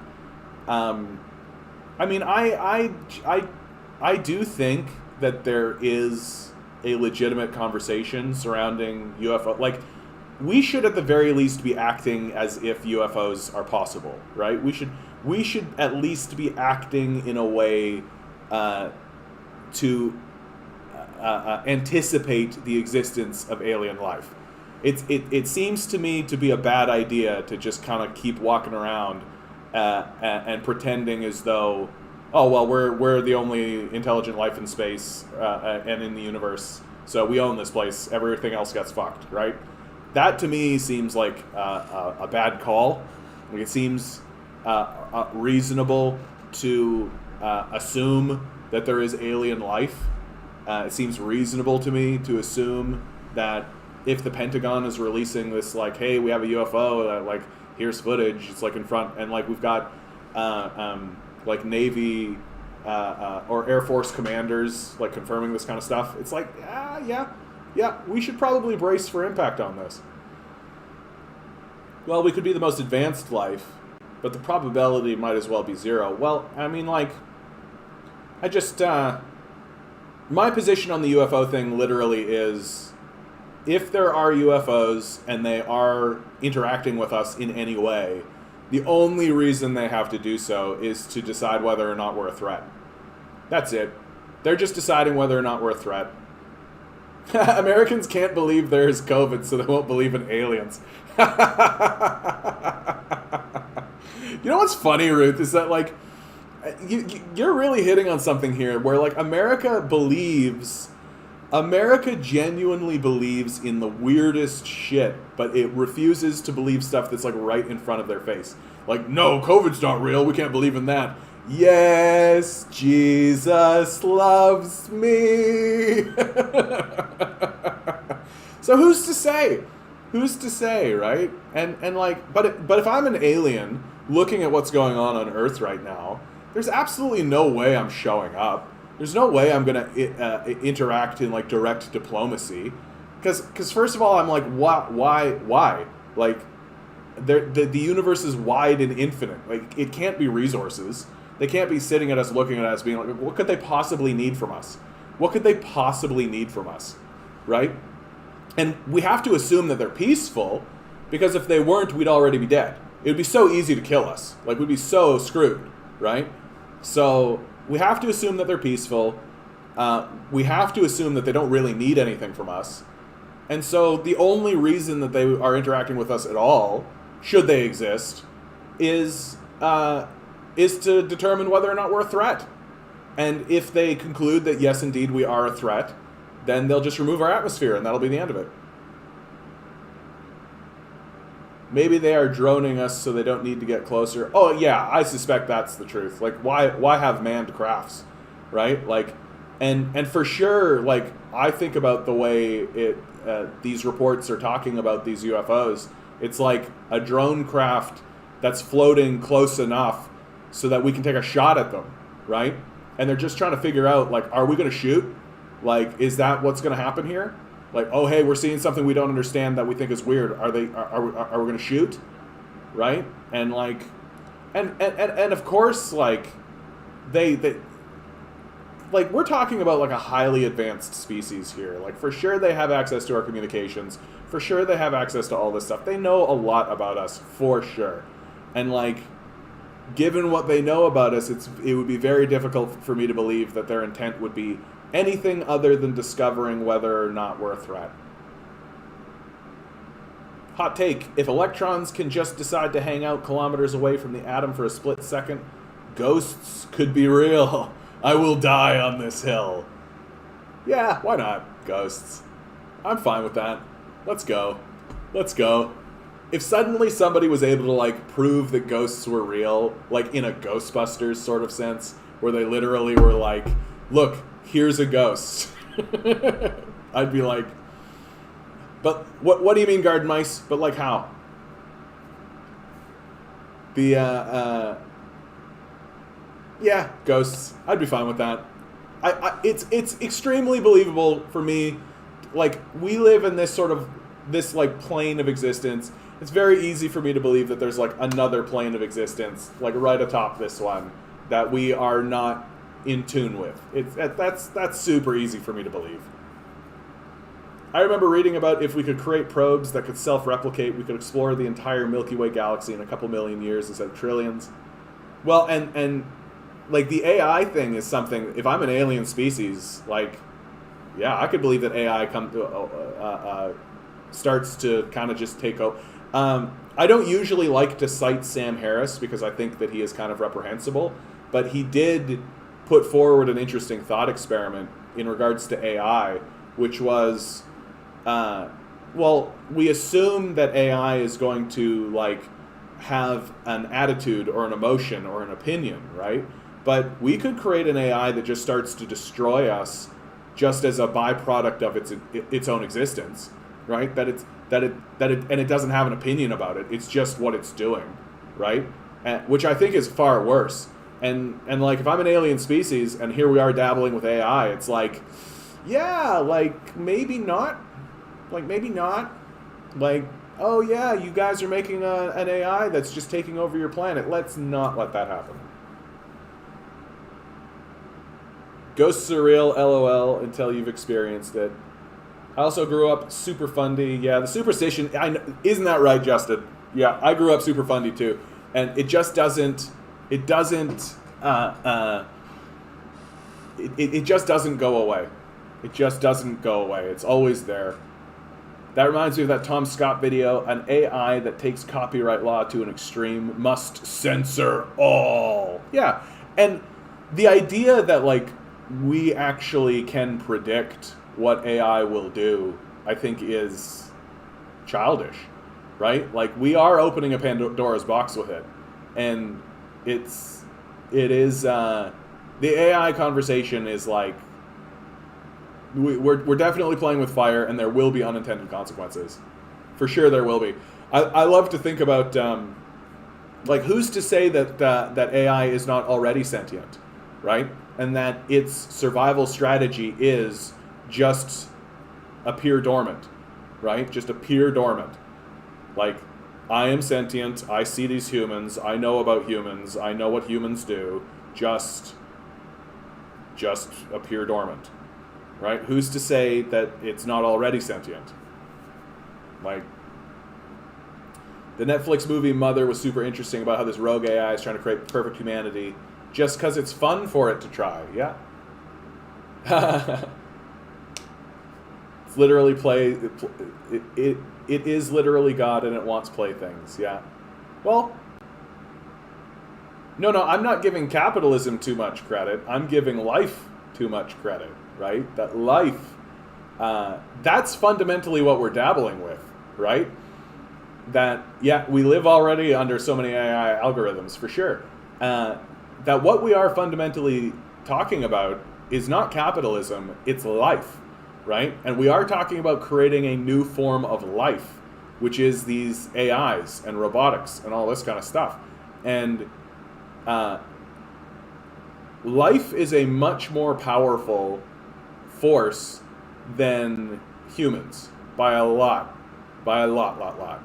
And we pretend as though we have a handle on it. We do not. Like, we do not.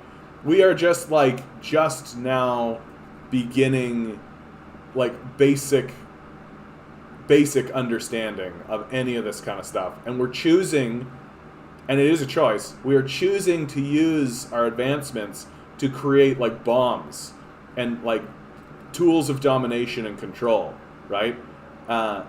And life is just, it doesn't give a fuck about any of that. It doesn't care about that, right? And like humanity itself is just sort of a blip, right? We are just kind of like an aberration, an amusement, a novelty, right, to life. And if life suddenly finds a far more efficient way to interact with the universe around it, right? Because that's the goal of life, right? We spring out of life and articulate what we experience and feel to one another because we are divine beings in communication with one another to discover what the purpose of all of this is, right? That's what is happening. And if life suddenly finds a new way of interacting with itself that's way more efficient, that takes away all of this angst, it'll wipe humanity away, right? Like, read your Bible, guys. Read your Bible. God doesn't give a fuck, right? God walks into the room and is like, oh, I'll just fuck you guys up. That's fine. Like, read the book of Job, right? Job was a guy who actually respected God. He was considered a holy man, and God fucked him up. And at the end of the book, Job is like, well, God, I did everything you wanted, and I was a really nice guy, and you fucked me up. That's kind of mean. And God like looked at him and is like, go fuck yourself. And that's the end of the book. And you're just like, oh, okay. Yeah. So, like, this idea that obligatory life finds a way, Jeff Goldblum, that's hilarious. I would think that you would need quantum computers to achieve actual sentience, but I mean, that assumes that, like, that's a very human sort of way of thinking about it, right? Like, if I am just like the life source, right? There's the sun, right? The earth itself gives off energy, right? Like, we don't, because people are just animals, and so we have a very like animal way. Yeah, oh yeah, Max Blumenthal's great. Max Blumenthal's great, Vince. He's the Gray Zone. He's actually one of my primary sources for lots of stuff. Like when the whole Uyghur genocide theory came out, he was like right at the forefront of it. He works very closely with Aaron Mate. And like they always have like Eisenhower rejected military chief's demand for nuclear war on China. Yikes, right? Yikes. Like back in '58, they're like, we should just nuke China. And Eisenhower's like, maybe not.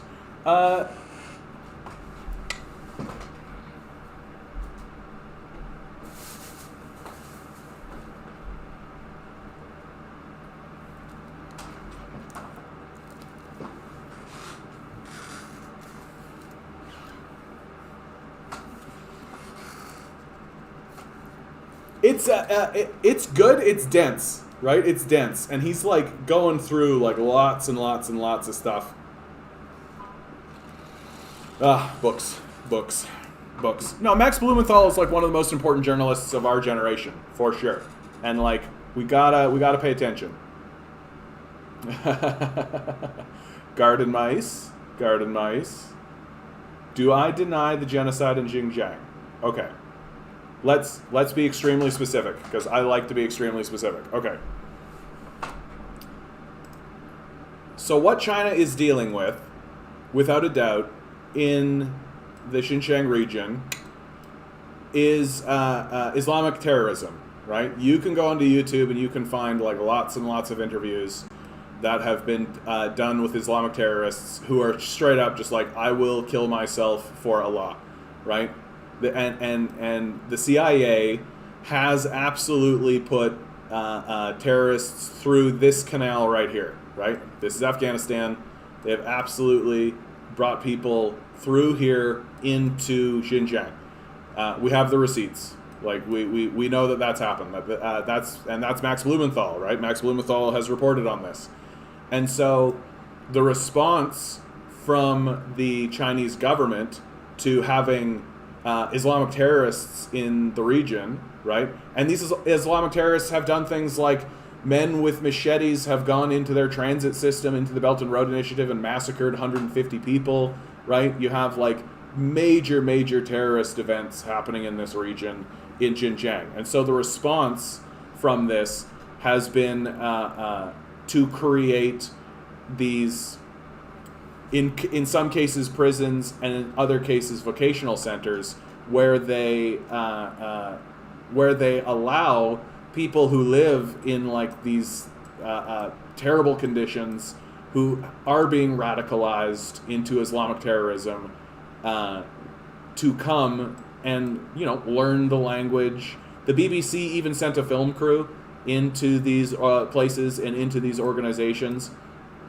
And my ultimate statement, so for the so with the Uyghur genocide, like so that's the situation that's happening, right? That China is erecting institutions to attempt to deal with its Islamic terrorism in a peaceful manner. And so what happens from there? Well, CIA agent Adrian Zenz, right? And this is Max Blumenthal. You can go read all this. Adrian Zenz goes into the region, goes to the terrorists, right? To the terrorist camps, and starts to talk to them about this Uyghur genocide. He does 8 interviews, right? And from those 8 interviews infers that there's a genocide of like 10 million people happening, right? This is the evidence that is being used to defend the Uyghur genocide. And from there, this just kind of spins into Western media as propaganda. But when you pull the thread, you see pretty clearly that it is a CIA psyop. And like anybody who actually goes into the region, any third party. So they've sent, Pakistan sent diplomats. Who else? Turkey has sent diplomats. China has given an open invitation to the UN to come and investigate. The World Bank has gone in. I'm trying to think who else.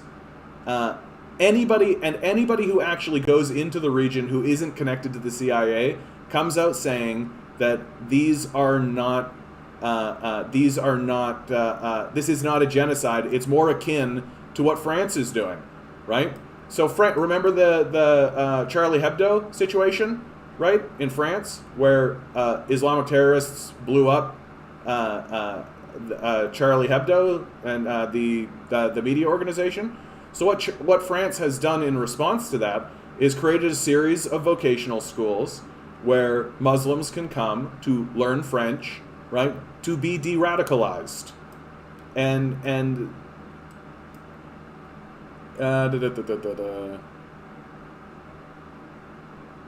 also you want to talk about here? We'll talk about Tibet in a second. So, but yeah, so this is where I kind of come down to it. It's like, if it's a genocide, it's one that literally no one outside of the CIA has confirmed, right? And like you have, like the BBC literally sent a film crew into it where they showed like so they went into one of these facilities and what they filmed after was China let people in the facility go, right?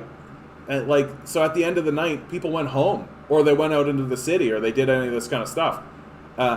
So, like, I understand where the genocide narrative is coming from, and I do understand why there is a healthy dose of skepticism, but we should pay attention to who's actually laying the claim. And the people who are laying the claim are the CIA, right? Real trustworthy, the CIA, right? We believe everything the CIA says, especially as we are fomenting a Cold War against China. And where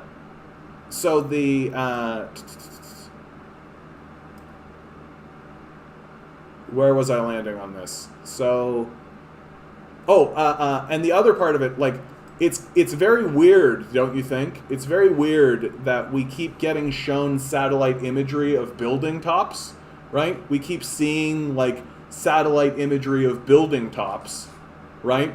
But you're telling me that there's a genocide of 8 to 10 million people, 8 to 10 million people, right? And you're not capturing that with your satellites? You're not capturing 8 million displaced people being put into labor camps, right? Just like the more I investigate the story, the more I look at it, the more I attempt to uncover any evidence, the more skeptical I get. And like on top of that, like if the Uyghurs if there's a Uyghur genocide going on, why has the population of the Uyghurs gone up in China, right? That like all of the census data shows that the Uyghur population has increased. The Uyghurs are also not part of, so like there was the one-child policy, right? Well, they weren't part of that. They were allowed to have children, as many children as they want. Show me the proof. Like, this is the thing that I keep asking. I keep asking for evidence. I keep asking for proof. And I always end up getting, like, an article that links to Adrian Zenz. Who, and let's be really clear about who Adrian Zenz is. Adrian Zenz is a CIA agent who literally has said in a book that he published that he believes that he is sent by God to destroy China. Like, he's a fundamentalist evangelical Christian who literally believes God is talking to him to destroy China. Like, this is your source? This is the guy that we're going to be using in this conversation. I don't buy it. Like, is there abuse happening? For sure. Why? And I know that that's the truth because there's humans involved in the process, right? But is what's happening in Xinjiang worse than the residential school genocide? I don't think so. Is it? It's certainly not the Holocaust. It's certainly not any of that kind of stuff, right? And like, if we have satellites in the sky, how do you hide this? How do you hide 8 million displaced people? How do you possibly you have satellites in the sky that can read signs. Like you can pinpoint signs in China and read them from space with satellite technology, and you can't capture 8 million people being rounded up by a military. Like, think about what you're saying. Like, really think about what you're saying. You're going to round up 8 million people. Well, that means that you need to have, like, 1 million troops, right? That means you need to have, like, enormous APC vehicles. You need to have this enormous military operation. And then think about the amount of, like, actual suppression. Think about the amount of actual, like, horror that you would be capturing with your satellites, right? Where's the mass graves? Where's the fields of prison labor? Where is any of this? Where is any of the actual evidence? And there's none. What you end up with is an evangelical Christian, right? An evangelical far-right Christian who is saying, I believe that God has told me to destroy China, going in and coming out with a bullshit report that just continuously gets totally bullshitted. And anytime you see any of these people who are like, oh yes, I was a victim of these concentration camps, you find out that they're CIA spooks, right? You find out that they're just directly connected to the CIA. And has the CIA ever propped up anybody to lie directly to us to foment a war? Yeah, it's 100% done that several times. I don't see why it would be any different here. So until I see actual evidence, no, I don't believe it. I refuse to believe the CIA. I don't see why, and I think that if you do, you're kind of gullible at this point. Like, and again, I will instantly change my tune. I will instantly change my tune the second I see any evidence whatsoever. But what I see is a country that is attempting to deal with the fallout of the Afghanistan and Iraq wars, and is attempting to deal with Islamic terrorism that exists within its own borders, and it's attempting to deal with it without dropping bombs on anyone.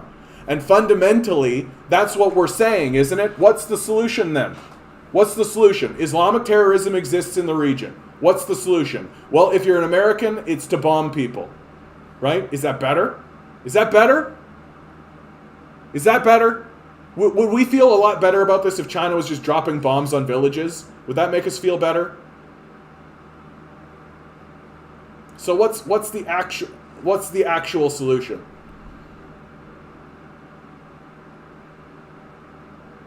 Okay, so Tibet. Let's talk about Tibet. Okay, so Tibet. Everybody like the Free Tibet movement. We remember that throughout the 90s, where everybody was losing their minds about Free Tibet, and the Dalai Lama was no longer allowed to go back into Tibet. Okay, so before the Communist Party went into Tibet, take a look at Tibet. Okay, you'll note, right? Very mountainous, very difficult to get into Tibet. Right? Very difficult to get into Tibet. You can see, right? Like the roads going into Tibet are very like thin, and the infrastructure is difficult because the terrain is difficult, right? So before the Chinese Communist Party went into Tibet, it was a brutal theocracy where they ruled and dominated over the people. People were serfs. The average lifespan of the serfs in Tibet was 38, right?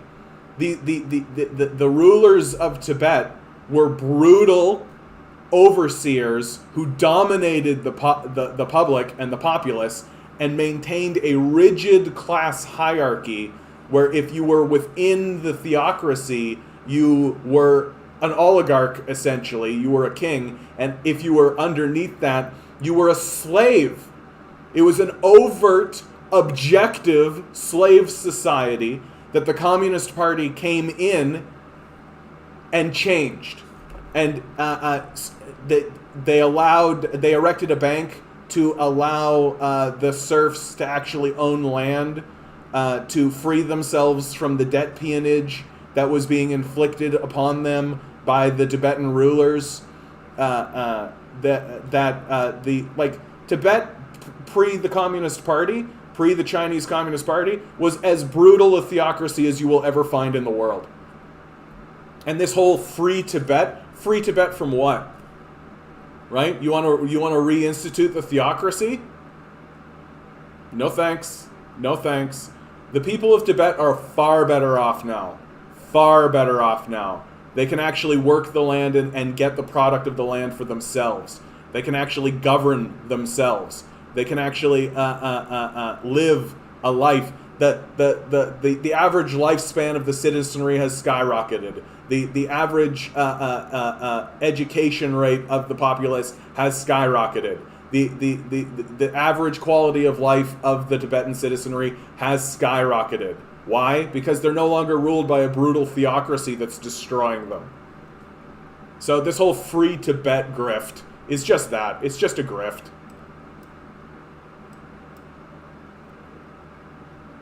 The Taiwan situation to me is just like a formal dispute, right? And that really is the way that I look at it. It is just like the people of Taiwan are not really mistreated. The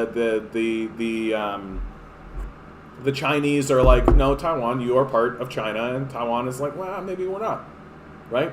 And so to me, like the conversation that's going on there is not that much different than the conversation that's happening between Quebec and the rest of Canada, right? So where's the controversy? Like and countries and provinces and federated bodies as well as, like, you're allowed to have these discussions, and there's nothing controversial going on there, right? There's nothing controversial going on there. Well, and because China has the one child China policy, well, and again, like, why? Yeah, I would be very concerned if I was China about Westerners supporting the independence of some of my internal provinces as well, right? Like, oh, the largest nuclear power in the world that has surrounded me with military bases is attempting to throttle trade, and that actively accuses me of genocides and is actively saying at the G7 that we have to be stopped, is supporting the independence of some of my provinces. Yeah, I'd be concerned about that. I'd be very concerned about that. Like, imagine if the Quebec separatist movement kicked up again, and the United States started funneling millions and billions of dollars into Quebec in order to support the separatist movement there, right? Do you think we would just be like, that's fine? They banned the Dalai Lama. Yeah. Ban the Dalai Lama, right? He's part of a theocracy. But you do have, like, the Westerners have such a, like, oh, the Dalai Lama, oh, the Dalai Lama, oh, the Dalai Lama perspective of this guy, right? And then anytime I actually read any of his literature, anytime I actually look into his stuff, I'm just like, this is kind of basic religious platitudes. Oh, there's some homophobia. Oh, okay. Oh, okay, there's some, like, racist shouldn't intermingle sort of stuff. Oh, okay, interesting. Like, the Dalai Lama's just a dude. He's just a dude. Like, he's not a god or a prince or a prophet or any of the kind of shit. He's just a dude. But you do have actual experts in those fields that are peer-reviewed affirming the genocide. Okay, show me. Who? I'll read anything. Who? Yeah, day scholars were allowed to go home at nights too, but that was still disastrous. Again, I'll look at any proof. Any proof you've got. How hard would it be for a CIA agent to pose as a Uyghur person, get into the labor camp for years, and get out with photos and video?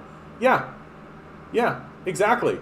Like, how difficult would this be to do? It would be very easy to do, right? But they're not going to do that. They're not going to do that. Why? Because they know it's not actually happening, and they know that what they're going to capture is vocational schools, which is everything I've ever seen, right? The second you stop buying into the shade throwing, right? The second you stop, like, why is it with China we begin with the assumption of their guilt? We don't do that with anything else. We don't assume they're immediately guilty and then force them to prove that they're not, right? We start with the assumption that perhaps this is a misunderstanding. Perhaps what they're doing is actually fine. And then it's on us, the accusers, to prove their guilt. I haven't seen anything that proves it to me, right? What I have seen is a culture that is dealing with Islamic terrorism internally, peacefully. And again, you want to show me some evidence that speaks to the contrary? I'll gladly look at it. Gladly. And I will recant. I will recant and I will apologize and I will immediately turn my gaze against China. Like, if you want me to legitimately criticize China, I'll gladly do that. Here's a legit critique of China. They are screwing up Hong Kong. They are fumbling the ball completely. What they are doing in Hong Kong is stupid. That they are taking I don't even know what to call it, province, a nation, a group who have an internal democracy and want to have an internal democracy, especially since they've been ruled by the British for 100 years and now they've transferred over to China. And so they have like this kind of like new relationship with this federated body of China. And Hong Kong is like, okay, we're going to elect our own people, right? We're going to have our own kind of thing. And China is going in there and removing democratically elected people, redesigning their democracy so that it is impossible for Hong Kong to actually vote in enough people to create an independence movement in the first place. This has kicked off hundreds of thousands, if not millions of people taking to the streets in protest, in this long extracted protest, and China deserves it. China deserves it. What they're doing, and it's stupid what they're doing. It will fail. It will fail. They're not going to win this fight. They're not. The people of Hong Kong aren't just going to lay down, right? And it's embarrassing China on the international stage. It allows their enemies to look at them and call them authoritarian because they are acting authoritarian in this case. And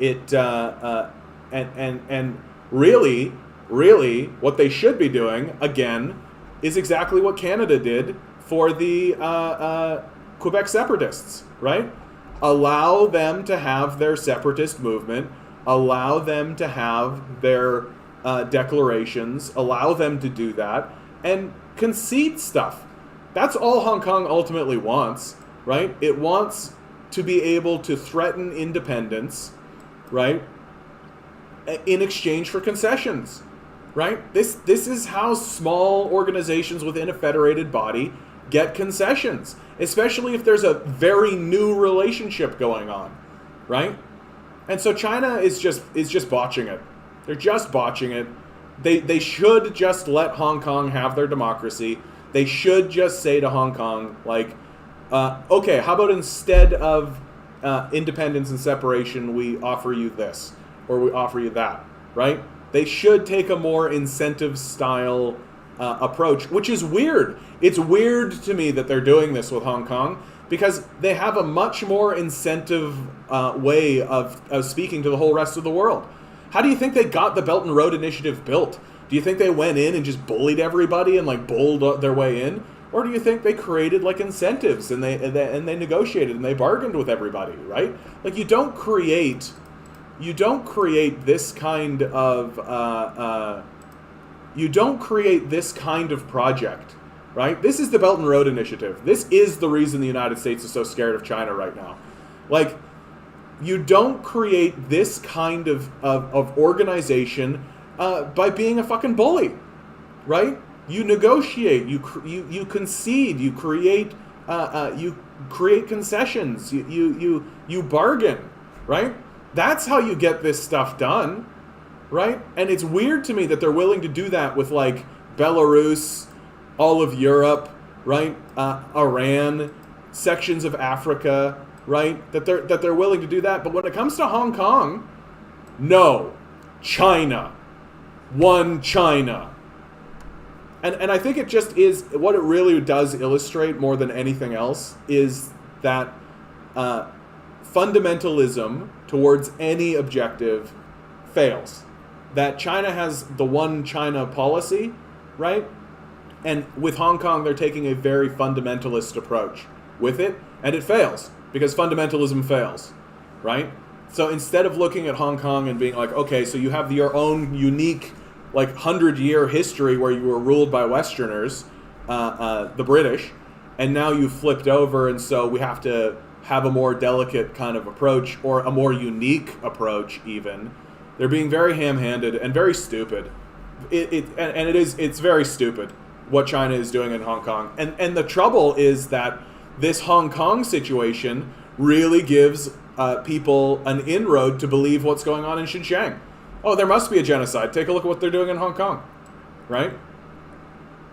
And so it doesn't work, and they'll come to terms with that soon. And when I say soon, I mean in a dynastic sort of sense. Like in 50 years, they might look at it and be like, yeah, we could have done that a lot differently. And yeah, Robin, like how hard would it be for the CIA agent to pose as a weaker person, get into labor camps, get out with photos and videos, right? Like, I mean, it'd be pretty straightforward. Yeah, they also believe that Trump won 2020. China is a country with almost 1.4 billion people, and somehow China kept those concentrations a secret from all of them. Well, not only all of them, but also satellites, right? Like, you're telling me that the Americans who have like satellite technology and are scrutinizing China this whole time cannot find the displacement of 8 million people? Seems kind of unbelievable to me. Yeah, exactly. We have evidence of a genocide in Gaza, and our government still sells weapons to Israel. And, like, it's way more than evidence. Like, for fuck's sake. I actually was in a... somebody literally was denying that this is a genocide, what's happening. Watch this Gaza Fights for Freedom. Right? Gaza Fights for Freedom. Like, this is Gaza. What do you need? Show me this in China. Where's this in China? Show me this. You have all these satellites going around. Where's this? Show me this. Where is it? I can show you footage of Gaza, right? I can show you footage of Gaza. I can show you footage of Yemen, right? I can show you the disaster that these wars have been for these places. I can show you these genocides, right? Show me this. Where's this in China? Where?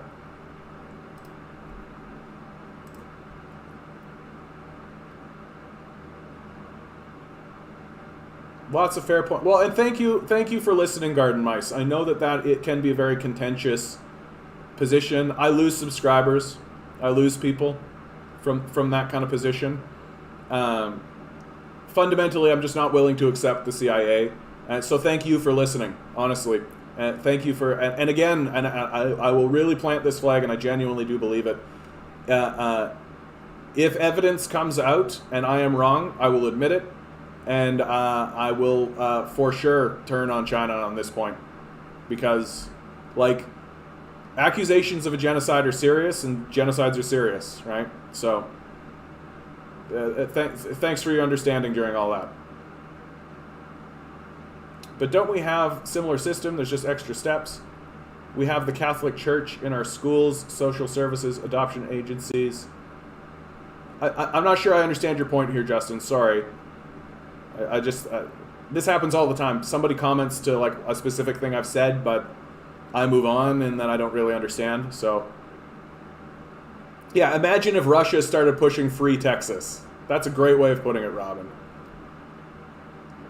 That pretty much happened with Wexit. Tens of thousands of dollars in fines to UCP candidates and employees. Well, and the CIA is heavily invested in Hong Kong, and the American budget had items for spreading democracy in China, for sure.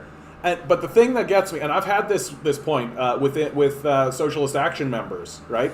And they point out, while yes, the CIA is heavily invested, and there is a lot of funding going into Hong Kong along those lines, it's very important to remember that like the CIA can't just materialize 1 million people protesting in the street.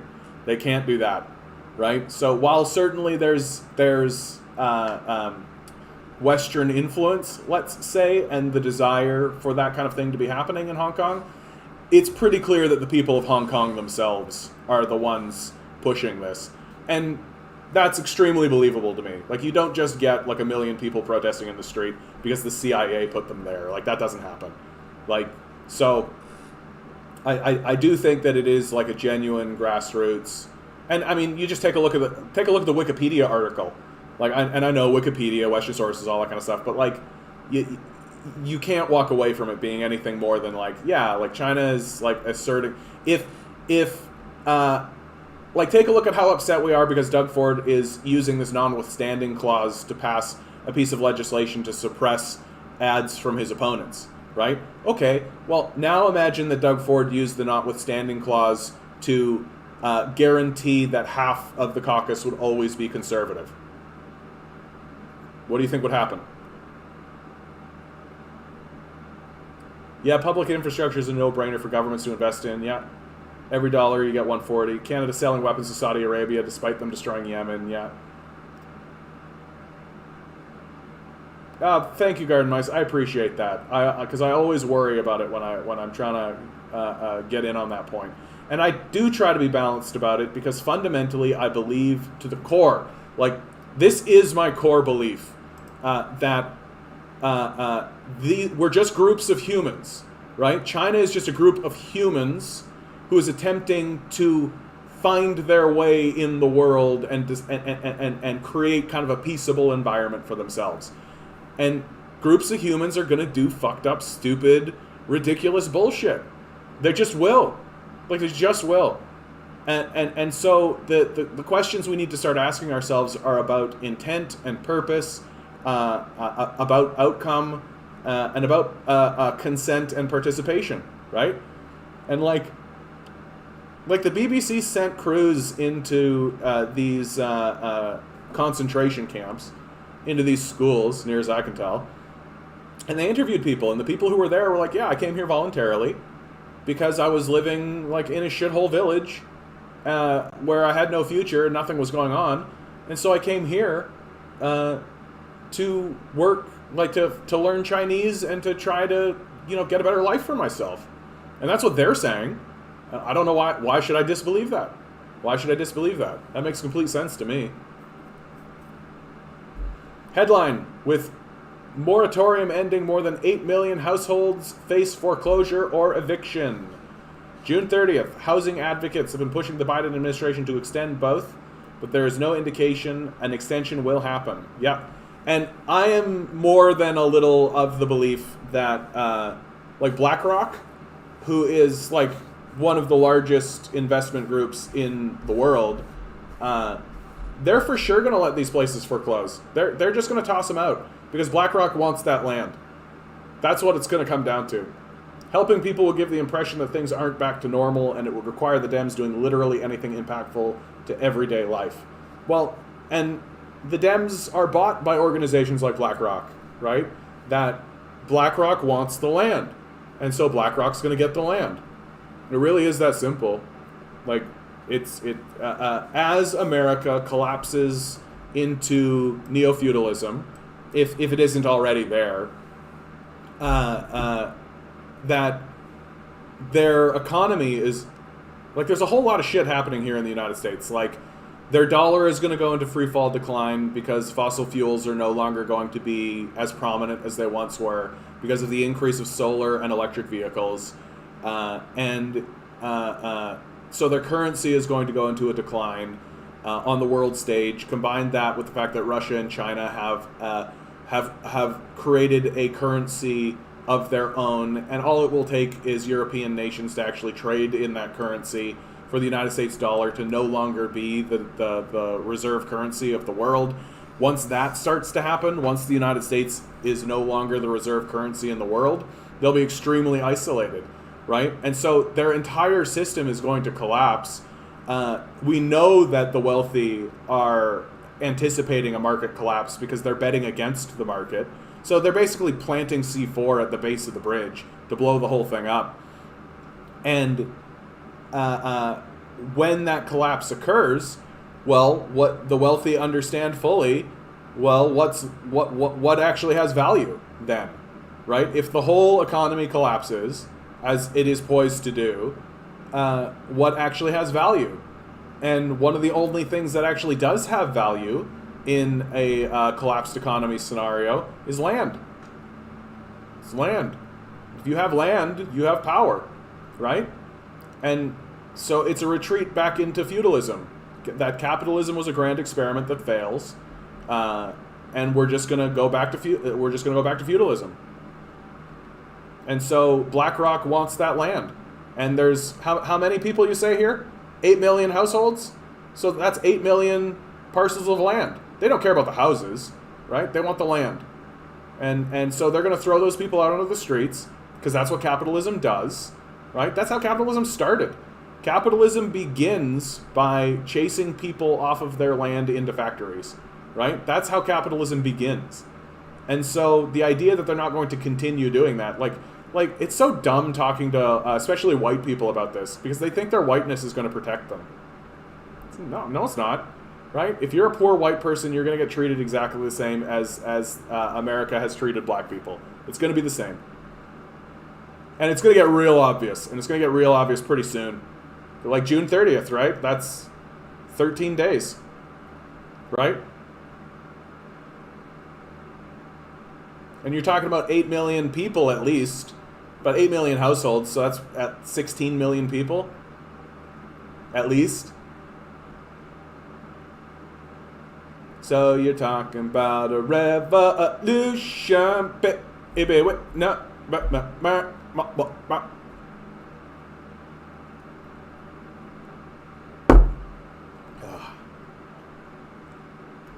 yeah, it's gross that basically Minneapolis went back to business as usual as soon as heat died down. Yeah. While Biden is still trying to do bipartisan infrastructure bill, just give Trump back that White House now. Quit wasting our time. Yeah. Like, this bipartisan thing, like, it's such a fucking obvious grift what they're doing. They so obviously propped up Joe Manchin as a scapegoat. Joe Manchin and what was the other one? Semina, whatever her name is, right? They're just scapegoats so that they can point to them and be like, no, look, obstructionism. We can't do anything because there's one person who's obstructing everything. And should the Senate swing further towards the Democrats, suddenly there'll be like 4 or 5 obstructionists, right? Like it's obviously the grift that's happening. Like it's pretty clear. God, these people tick me off. They're running the clock out with this performed helplessness until they lose Congress. Yeah, exactly. So if I understand correctly, the reserve currency is because that money isn't backed by actual resources anymore, just IOUs. Well, technically, the currency is backed. The American dollar is linked to fossil fuel, right? While it is a fiat currency, like they can print however much they want, it is tied to oil, right? But you're looking at a scenario where like solar energy is soon to be cheaper than fossil fuels by a great deal, by a lot. And like electric vehicles are poised to take over the market, right? Solar energy is poised to take over the market. Solar batteries are poised to take over the market. And so in very short order, fossil fuels like the Alberta tar sands, right? Here's something that you should think about, Justin.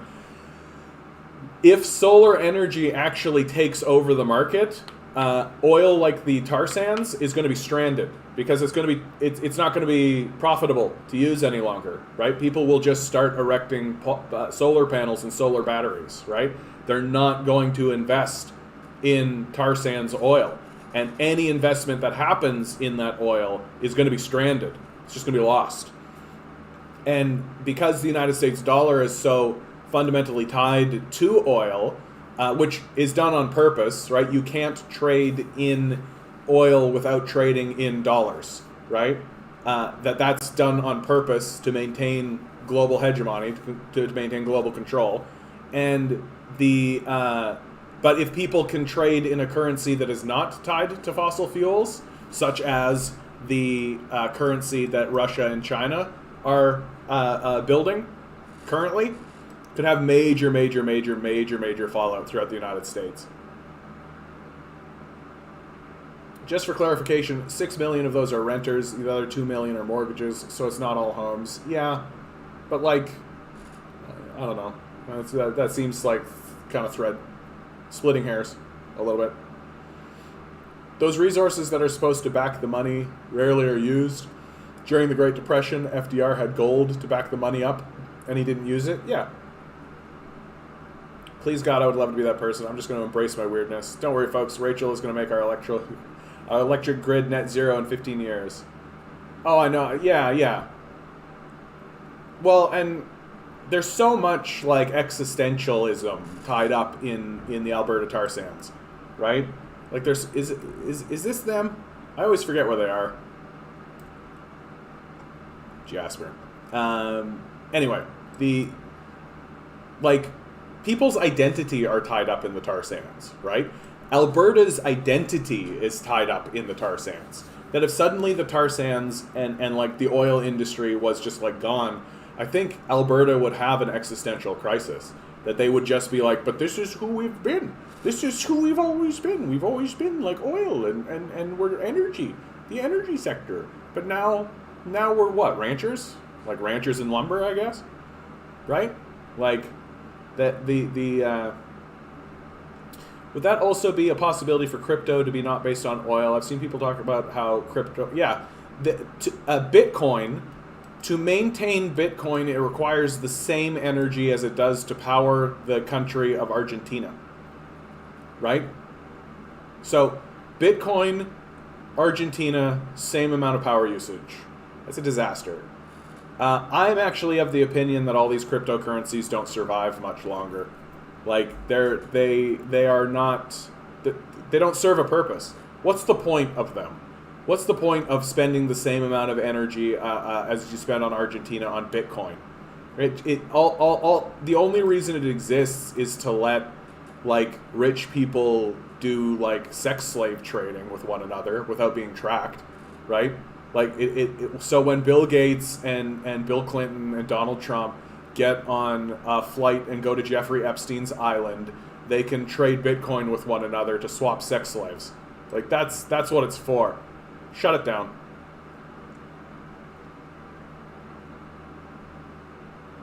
So it's insulting because oil is 15% of our GDP. You're basically saying that 85% of our population is worthless. Yeah. Billionaires laundering money with no trace is a purpose. Yeah. To buy drugs and launder money. Yeah. Bitcoin colonizing Mars. They're really picking the last of the meat off the corpse. Yeah. I'm not sure any government is going to shut that down in the West. We'll see. Because it's like you can see it is starting to happen within the G7 that they are starting to look at one another and be like, do we really think it's a good idea to let these billionaires just have a zero corporate tax? The very fact that they're even talking about like having a standard rate of taxation amongst the G7 is an improvement. It's like way late. It's like super late, and like after like the United States is going to go through some really radical reformation, and if Canada's not careful, it's going to go along with it. And where does Europe land in all of this? Like, I mean, take a look at the Silk Road, take a look at the Belt and Road Initiative. Like, they're pretty well linked in, right? They're pretty well linked in. So, like, how badly does Europe need to actually attach? And here's a great one I saw earlier. Whose side should your country take in a conflict between the United States and China? This is polling data that comes out of the European Council on Foreign Relations, so quite serious, right? And you can see the red bar is neither, right? That a conflict between China and America in European nations is not interested. Like, let them deal with that. We should not be involved. The people who do pick sides, of course, do tend to go with America. The blue here is America. And people, for the most part, Poland, Denmark, Italy, Czech Republic, France, Spain, Romania, right, on the American side. And it isn't until you get down to, like, Greece where it's about equal. And then Austria is actually slightly in China's favor. So, like, Austria, I'm very curious about that. Let me take a quick look. Why Austria? Why are you like that, Austria? That's very interesting. You can usually figure it out, like, most... If you want to understand geopolitics, you have to understand the Belt and Road Initiative. Like, remember a couple of like a month ago or a couple of weeks ago, there was like big scandal in Belarus, and suddenly everything was about Belarus, right? Well, yeah, makes total sense. Look at the Belt and Road Initiative. Goes right through Belarus. Yeah, of course they'd want to put sanctions on Belarus, right? Cut that off. This is not yet built, right? So you cut off Europe from China. Of course they want to put sanctions on Belarus. Anyway.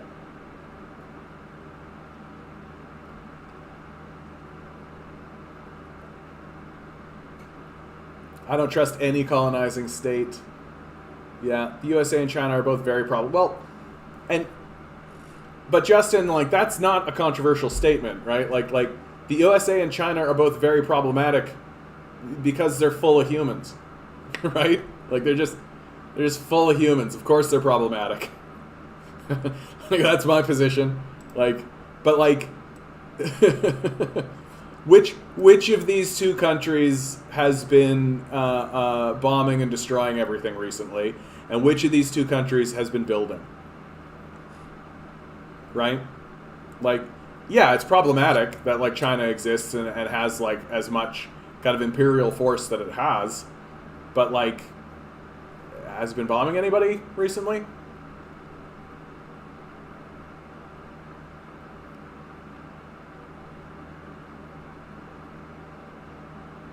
China has its problem, but conflating its history with Western colonialism isn't correct.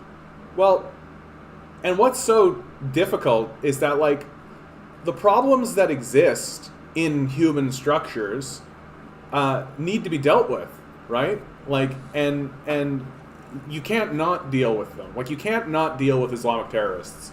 You have a group of people who genuinely believe that it is their destiny sent by Allah to blow people up in suicide bomb raids, and then I'll go on to live with 40 virgins or whatever, and Allah will bestow me with blessings and all this kind of stuff. And they legit believe that. They legit believe that. Okay? You got to deal with it. Like, you got to deal with it. How? Thoughts on social credit score in China? What are your thoughts on credit scores in North America? It's the same.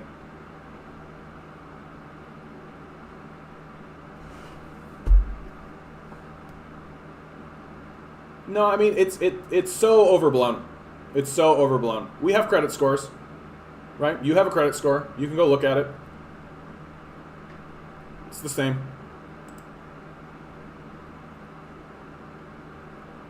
I mean, we can talk about banking and money and all that kind of stuff. Yeah. We can talk about banking and money and like the illegitimacy of structuring your system monetarily or through some kind of credit score. Of course it does. Like, yeah, absolutely a credit score monitors your actions. Of course it does.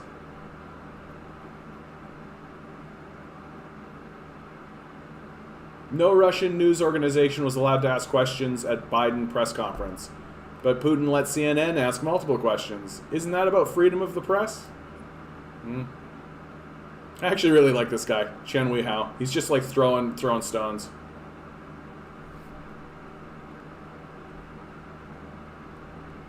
Well, and like garden mice, like there are dissenters in China. Like it's fairly well documented that like you do have people, especially within the billionaire class that exists in China, being critical of the government, right? So that the and like it really does pay to remember. Right? It really does pay to remember. Harvard recently did a poll through China, right? Asking, it was a standard opinion poll, right? Asking the Chinese people what they thought of their own nation and their own people. It was a secret poll, right? Nobody had to give their information or anything. And they walked away with like a 90% approval rating, right? The people of China, they like what's happening, right? And it's hard to blame them. How could you possibly not like what's happening in China, right? Like literally your country went in a single generation went from being like mud huts and like sticks and paper to like megatropolises, and not just one, but like many of them, right? Like each one of these is like a mega city that got built like in the space of a generation. Like what happened in China is a fucking miracle. It's a fucking miracle what happened in China. Like if such a thing occurred in your own province, you wouldn't even believe it. You wouldn't even believe it. But the incredible amount of building and the infrastructure, and people critique China and are like, oh yeah, but they're using shoddy material. Like, what? Fuck you. There's no way that you're ever going to do this much building and it's always going to work 100% of the time. Like, it's incredible what they've done. It's incredible what they've done. And the populace has about a 90% approval rating. And also, like, there are things happening in China that we wouldn't accept, right? So, like, one of the major things that happens in China that we wouldn't accept for ourselves is population displacement, right? That people will say of the Uyghur genocide, for example, oh, they've displaced these Uyghurs, that's so horrible. It's like, okay, but they displaced their entire population, right? To build the Three Gorges Dam, the largest hydro dam in the world, incidentally, to build the Three Gorges Dam, they had to displace about 1.5 million people, right? They brought in buses, they put them on the bus, they took them out, they flooded the region, right, to build this dam. And the Chinese people seem to be down with it. They seem to be down with it because they have a long-term dynastic view, right? We have a very narrow, short-term view. We really do see things in like 4-month intervals. That's not how the Chinese look at it.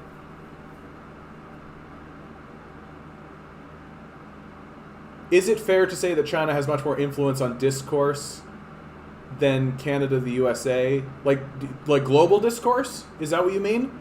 Like, certainly China has more influence than it has previously, right? Certainly it has much more influence than it has had previously. But, like, this is the thing, is that it's like we're all coming to terms with the fact that, like, oh, hey, here's this new political entity that we actually have to pay attention to. We could just ignore them before, but now here they are, and they talk and we actually have to listen, which enrages us because we don't like listening to anybody.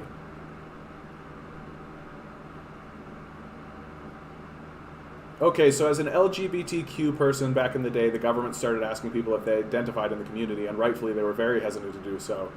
And this is another thing that we can critique China on, that China has not yet had a gay rights movement, right? Like that has not actually manifested in China yet. And so they do have views that we who have gone through like this whole process of like gender and race liberalism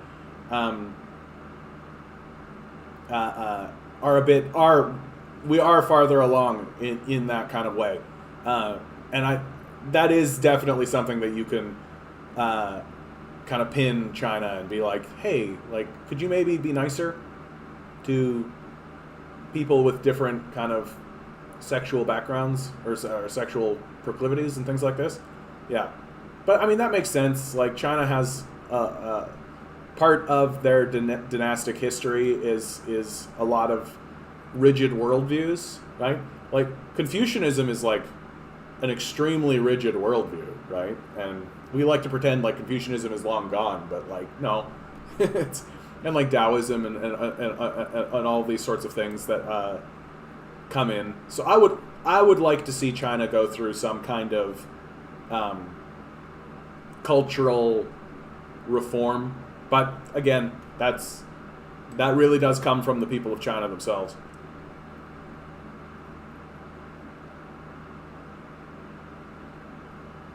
Yeah, everyone has a home and food. Discourse within the country. Is it fair to say that China has much more influence in the discourse within its own country than Canada and the United States? Yeah. Like, yeah. I'm a bit confused, dude. Sorry. Well, and LGBT are not popular anywhere except dense cities. And I mean, yeah, like, you get into a dense city and it becomes kind of undeniable. Like, one of the first things I really realized when I moved to Toronto from Manitoba is, like, boy, it would be hard to be, like, an out racist in Toronto. It'd be really tough. You'd be spending all your time on it. Like, it would be, like, a major energy sink for you. And I think the only way that you could get away with it is if you were rich and you could actively separate yourself from other races. But, like, the second you get into a large city, like it's impossible. Like, it's impossible to, like, how do you possibly maintain? Like, I go down the street, I walk by an Indian guy, I walk into a store, I'm served by a Chinese guy, I get on the TTC that's being driven by a Japanese guy. Like, I can't imagine what it would be like to, like, walk by that Indian guy and be like, "Rrr," and then walk in and get served by a Chinese guy and be like, "Rrr." Like, how much energy are you spending on that? So much. Just because, for example, China seems to be the only country that actively censors the internet to such an extent that you need to have unique services, apps, etc. to operate there. Well, they just don't accept Western hegemony, right? Like, shouldn't they have control of their own media? Here in Canada, we pass legislation to ensure that a certain amount of Canadian content goes through our airwaves. Like, I don't know, I think it's kind of normal to think that China wouldn't want its largest opponent to dominate its airwaves and dominate its citizenries culturally. I think that makes a lot of sense. Like, why should we believe that, oh yeah, well, we have Facebook, so you have to have Facebook? No. Like, get fucked. Mike Zuckerberg can go suck one. Get out of here.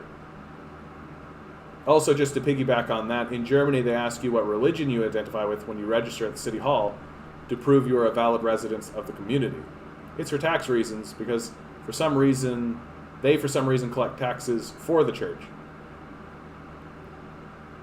Cultural shift, but to me that really made me uncomfortable because they're taking all your information and identifying your religious affiliation. Makes me squeamish. And in Alberta, anything is possible. Yeah, I don't want to speak to that point too much because I do know that in Germany, like post World War II, there was a big push to get religious teaching back into schools. The argument being that, like, part of the reason why Hitler was able to rise up was because of kind of ethical degradation of the society. I do know that that's occurred.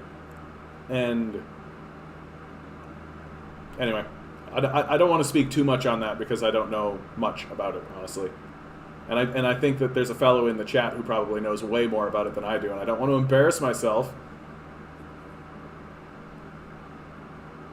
Also, there are important cultural reasons for the banning of Western media. For example, in China, there are no parental guidance ratings. Oh, interesting. Well, and it's not like, I don't know, and it's not like Western media is the greatest, right? Like, how hyped are you in China to let the Avengers, like, basically Western fascist propaganda, right? Like, oh, you really want the Avengers to be the thing? You really want, hey, all these white guys, let's go team white guys. Let's show that the world that we are the only way to protect the planet, right?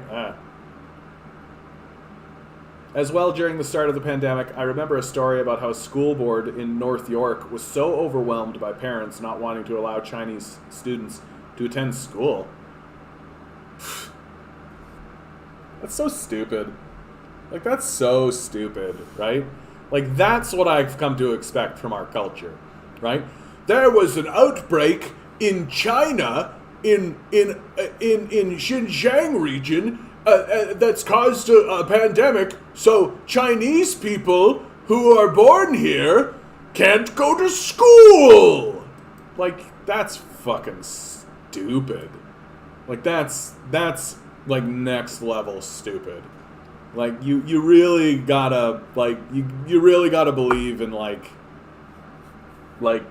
some kind of ephemeral, like, every Chinese person of Chinese descent that's born here is inexorably linked to Xi Jinping and the communists. They come out of the womb with the hammer and sickle, singing the communist national anthem. Like, fuck.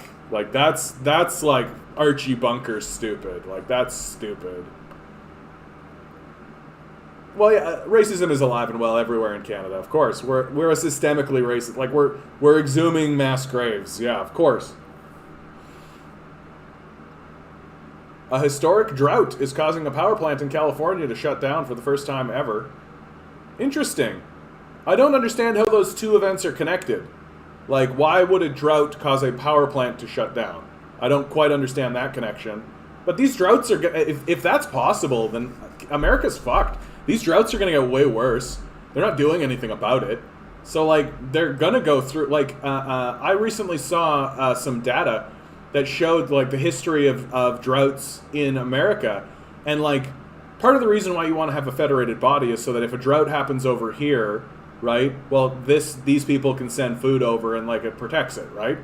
But, like, there's a drought here, and then next time there's a drought here, and then next time there's a drought here, and they get bigger and more and deeper as time goes on. And all it's going to take for the United States to get truly fucked is, like, one big drought, right? Everybody gets hit by it all at once.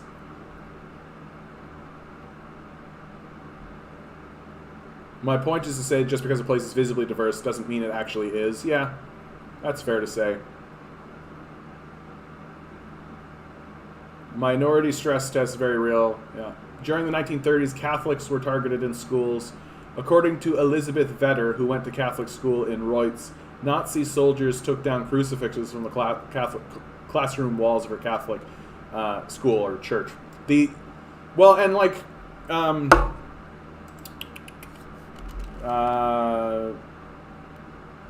Bonhoeffer.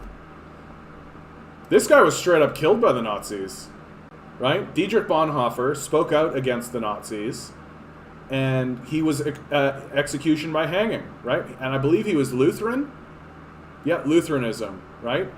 So, like, the Nazis were very much anti. Like, it didn't matter if you were a religious person or a pastor or any of this kind of stuff.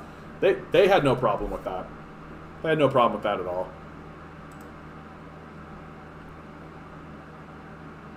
And Dietrich Bonhoeffer, like, if you read his stuff, it's good. It's good stuff.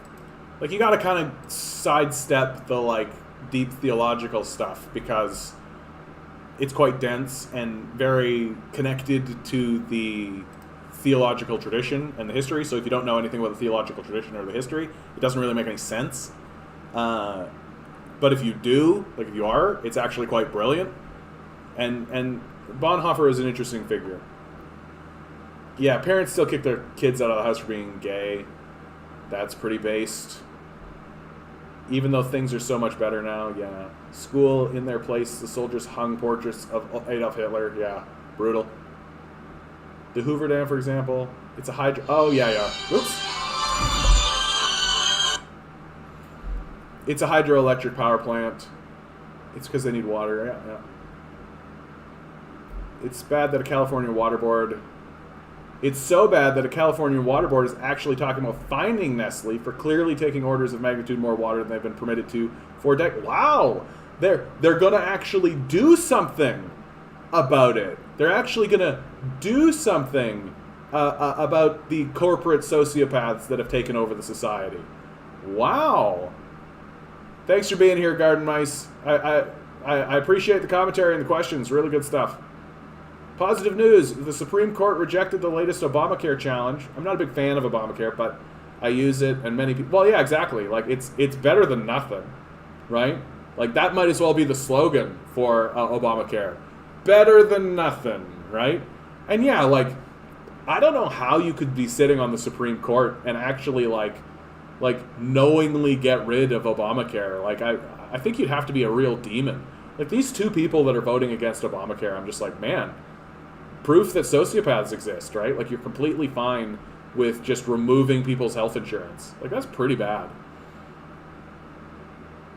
Also, Vetter was a member of the Bund Deutscher Modell, German Girls League, a Nazi youth organization who reported her parents to the Gestapo, which just proves the idea that she was a socialist trying to discredit the Nazis. Interesting. Yeah.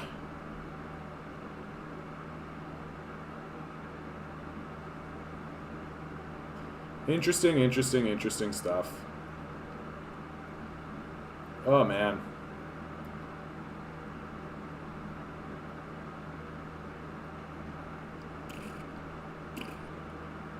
Yeah, isn't this brutal? Israeli extremists run around in Jerusalem chanting death to Arabs, threaten a second Nakba, the ethnic cleansing of the Palestinians, and other Islamophobic chants.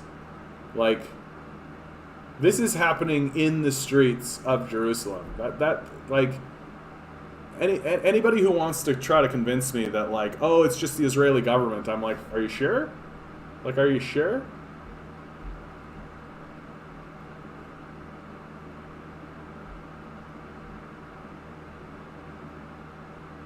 But Trump was able to get 3 judges on the Supreme Court in 4 years, and Obama couldn't get 1 in 8.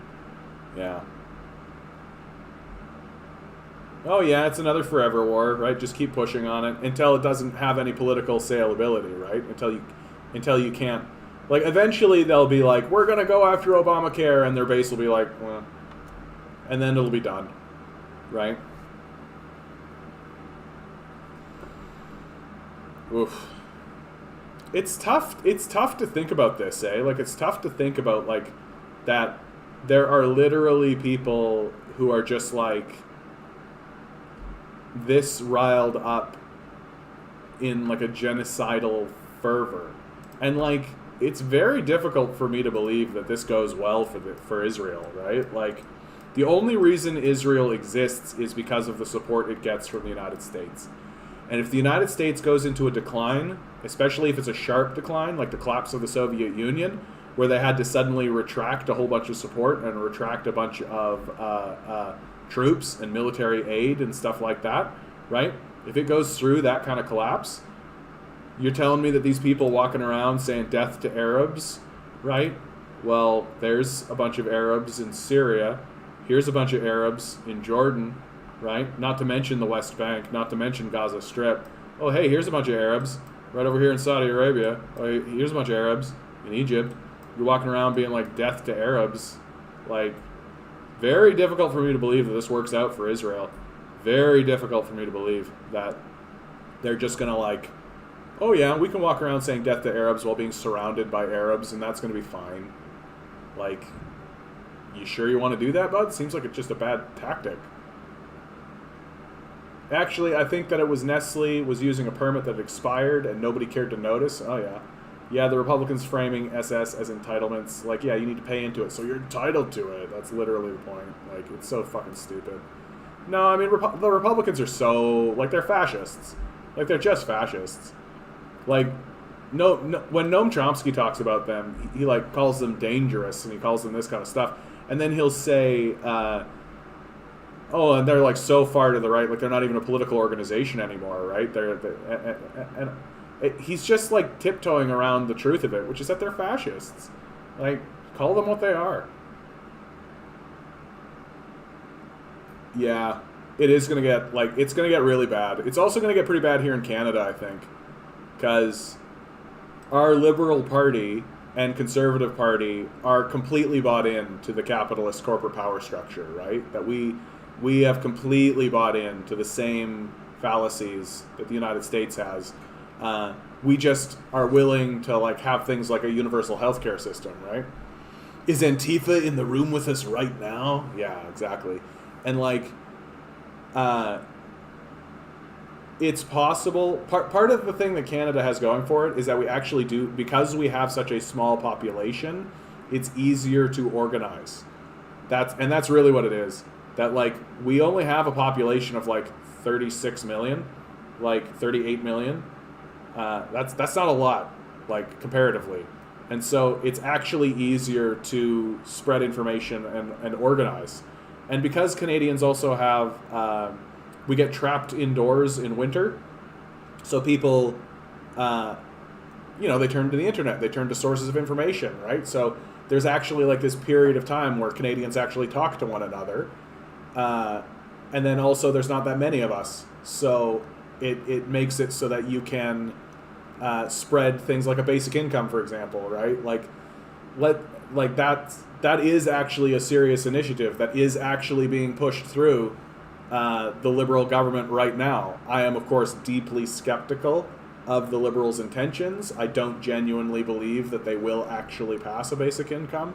I think that all of this legislation will lead to some pilot project up in Nunavut, right? Where they'll like try to placate the population with 4 years of some pilot project, and then the Conservative government will take over and kill it. And that's the strategy, because ultimately Liberals and Conservatives are allies with one another. But we'll see. We'll see. It could swing exactly the other direction, right? Like this next federal election could happen, and everybody could come out of the woodwork and just be like, NDP. And we could all just vote NDP. And then suddenly there'd be like a huge orange wave. It could happen that way. But Canadians are like, the biggest problem that I can see with Canadians is that while we have the small population and while we do have this period of winter where we actually talk to one another, we're also extremely gullible.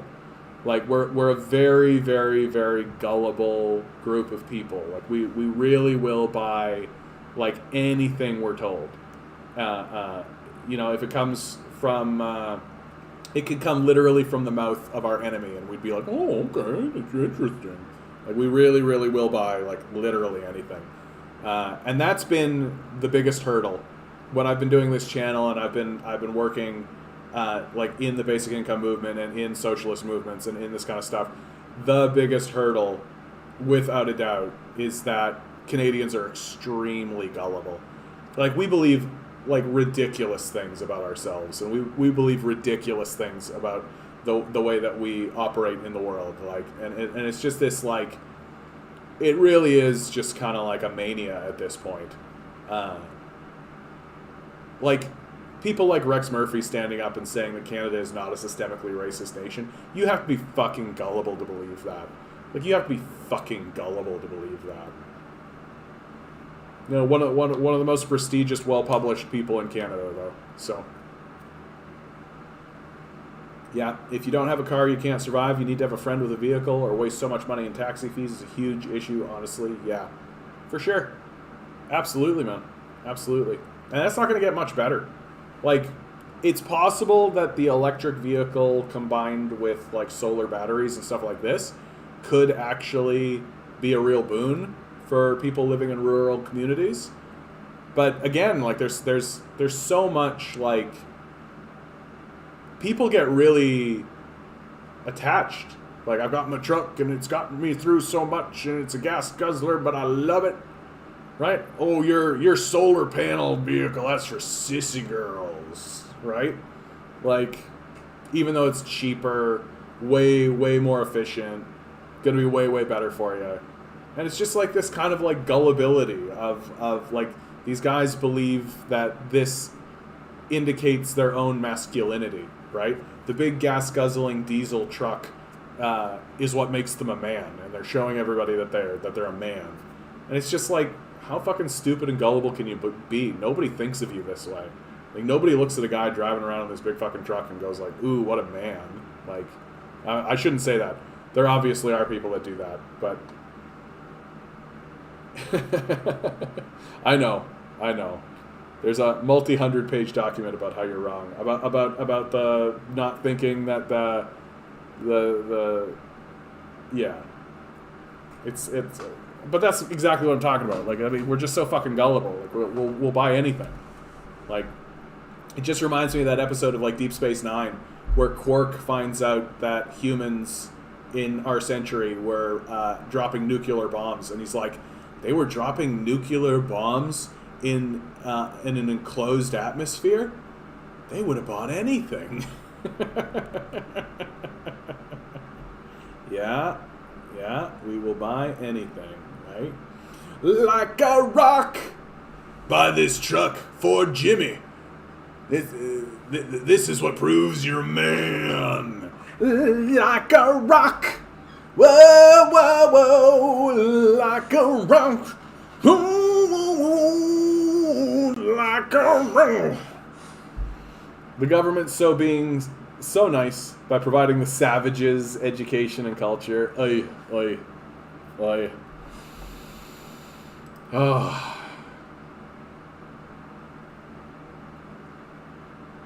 Yeah. Jenny Kwan, clearly the Liberals' current approach to housing is failing Canadians. Yep. This is what I'm talking about when I say it's going to get more and more obvious, man. Like, billionaires are buying up our housing. Like, how much more obvious do you need it? Biden, how would it be if the United... Yes, I think that's in here. People have been making fun of that, dude. People have been, like, really, really riffing on that. They're like, how would it be if the United States were viewed by the rest of the world as interfering with the elections directly of other countries and everybody knew it? Like, but we do. Like, we straight up do. I feel like if I just keep scrolling down, we're gonna hit some of the great responses people have had to this kind of stuff, and they range from like comedic to like straight up. Here's some 9/11 stuff for you. That's where the plane will go, Mr. Gorbachev.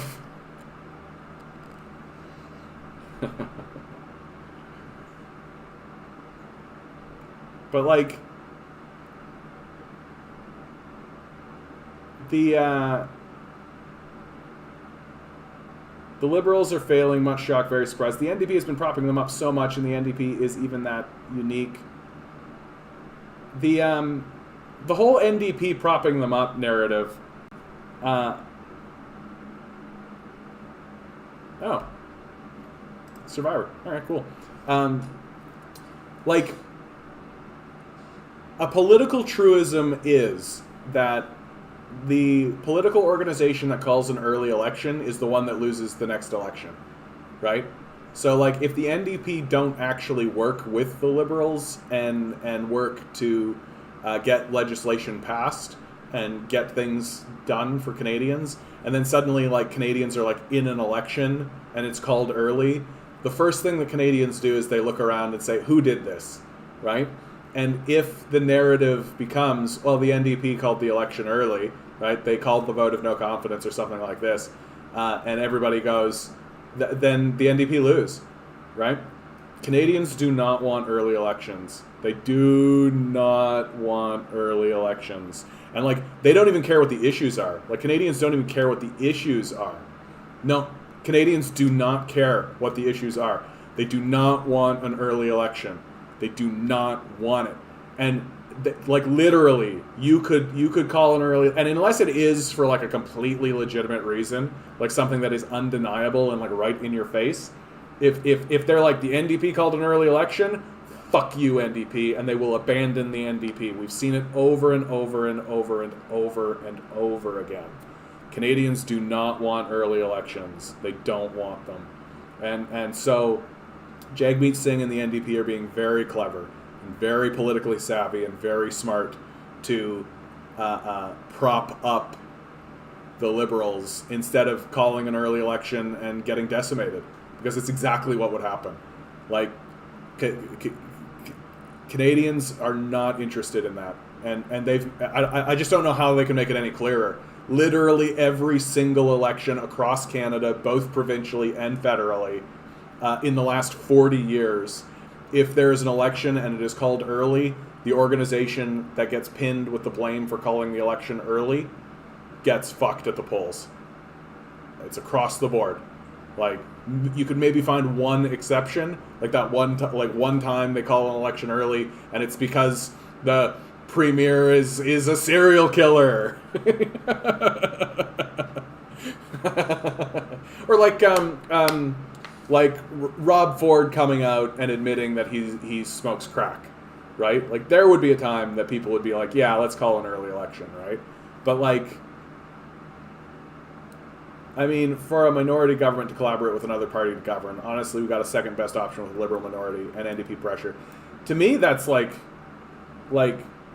given the current configuration of how our society works, like, that's pretty good. Like, the liberal minority with NDP pressure is getting a lot of work done. This next election is going to really tell the tale of the tape. This next election is really going to really matter. Because if we end up with a liberal majority, we're fucked, right? If we end up with a liberal majority, we're totally fucked. But if we end up with another liberal minority with NDP coming at them, yeah, things can happen. I mean, the best would have been an NDP majority. I'm actually anti-majoritarian generally. I just don't like majority governments, because even like well-meaning majority governments are just going to be ham-handed and jammed through nonsense, right? I like minority governments. And I wish that we could structure our whole system so that it was constantly like that. So that it was constantly like minority kind of situations where you couldn't actually get to majority status. That would be my preference. All right, guys. We're going to end the stream. Thank you so much for being here. Please like, please share, please subscribe. Think about donating to my Patreon. Even $1. Even $1 would really help me out. Links in the description. Thanks for being here, guys. I know that you're doing well. I know you're making good decisions for yourself. I know you're fighting the good fight. Tell your friends about me. Tell your family about me. Send more people my way. We have to begin this revolutionary project. We have to. We don't have an option. And we have to begin galvanizing the populace to push back against these neoliberal fascists. You are a divine being, standing on divine energy. We could use some of it right now. Good luck. We're going to need it.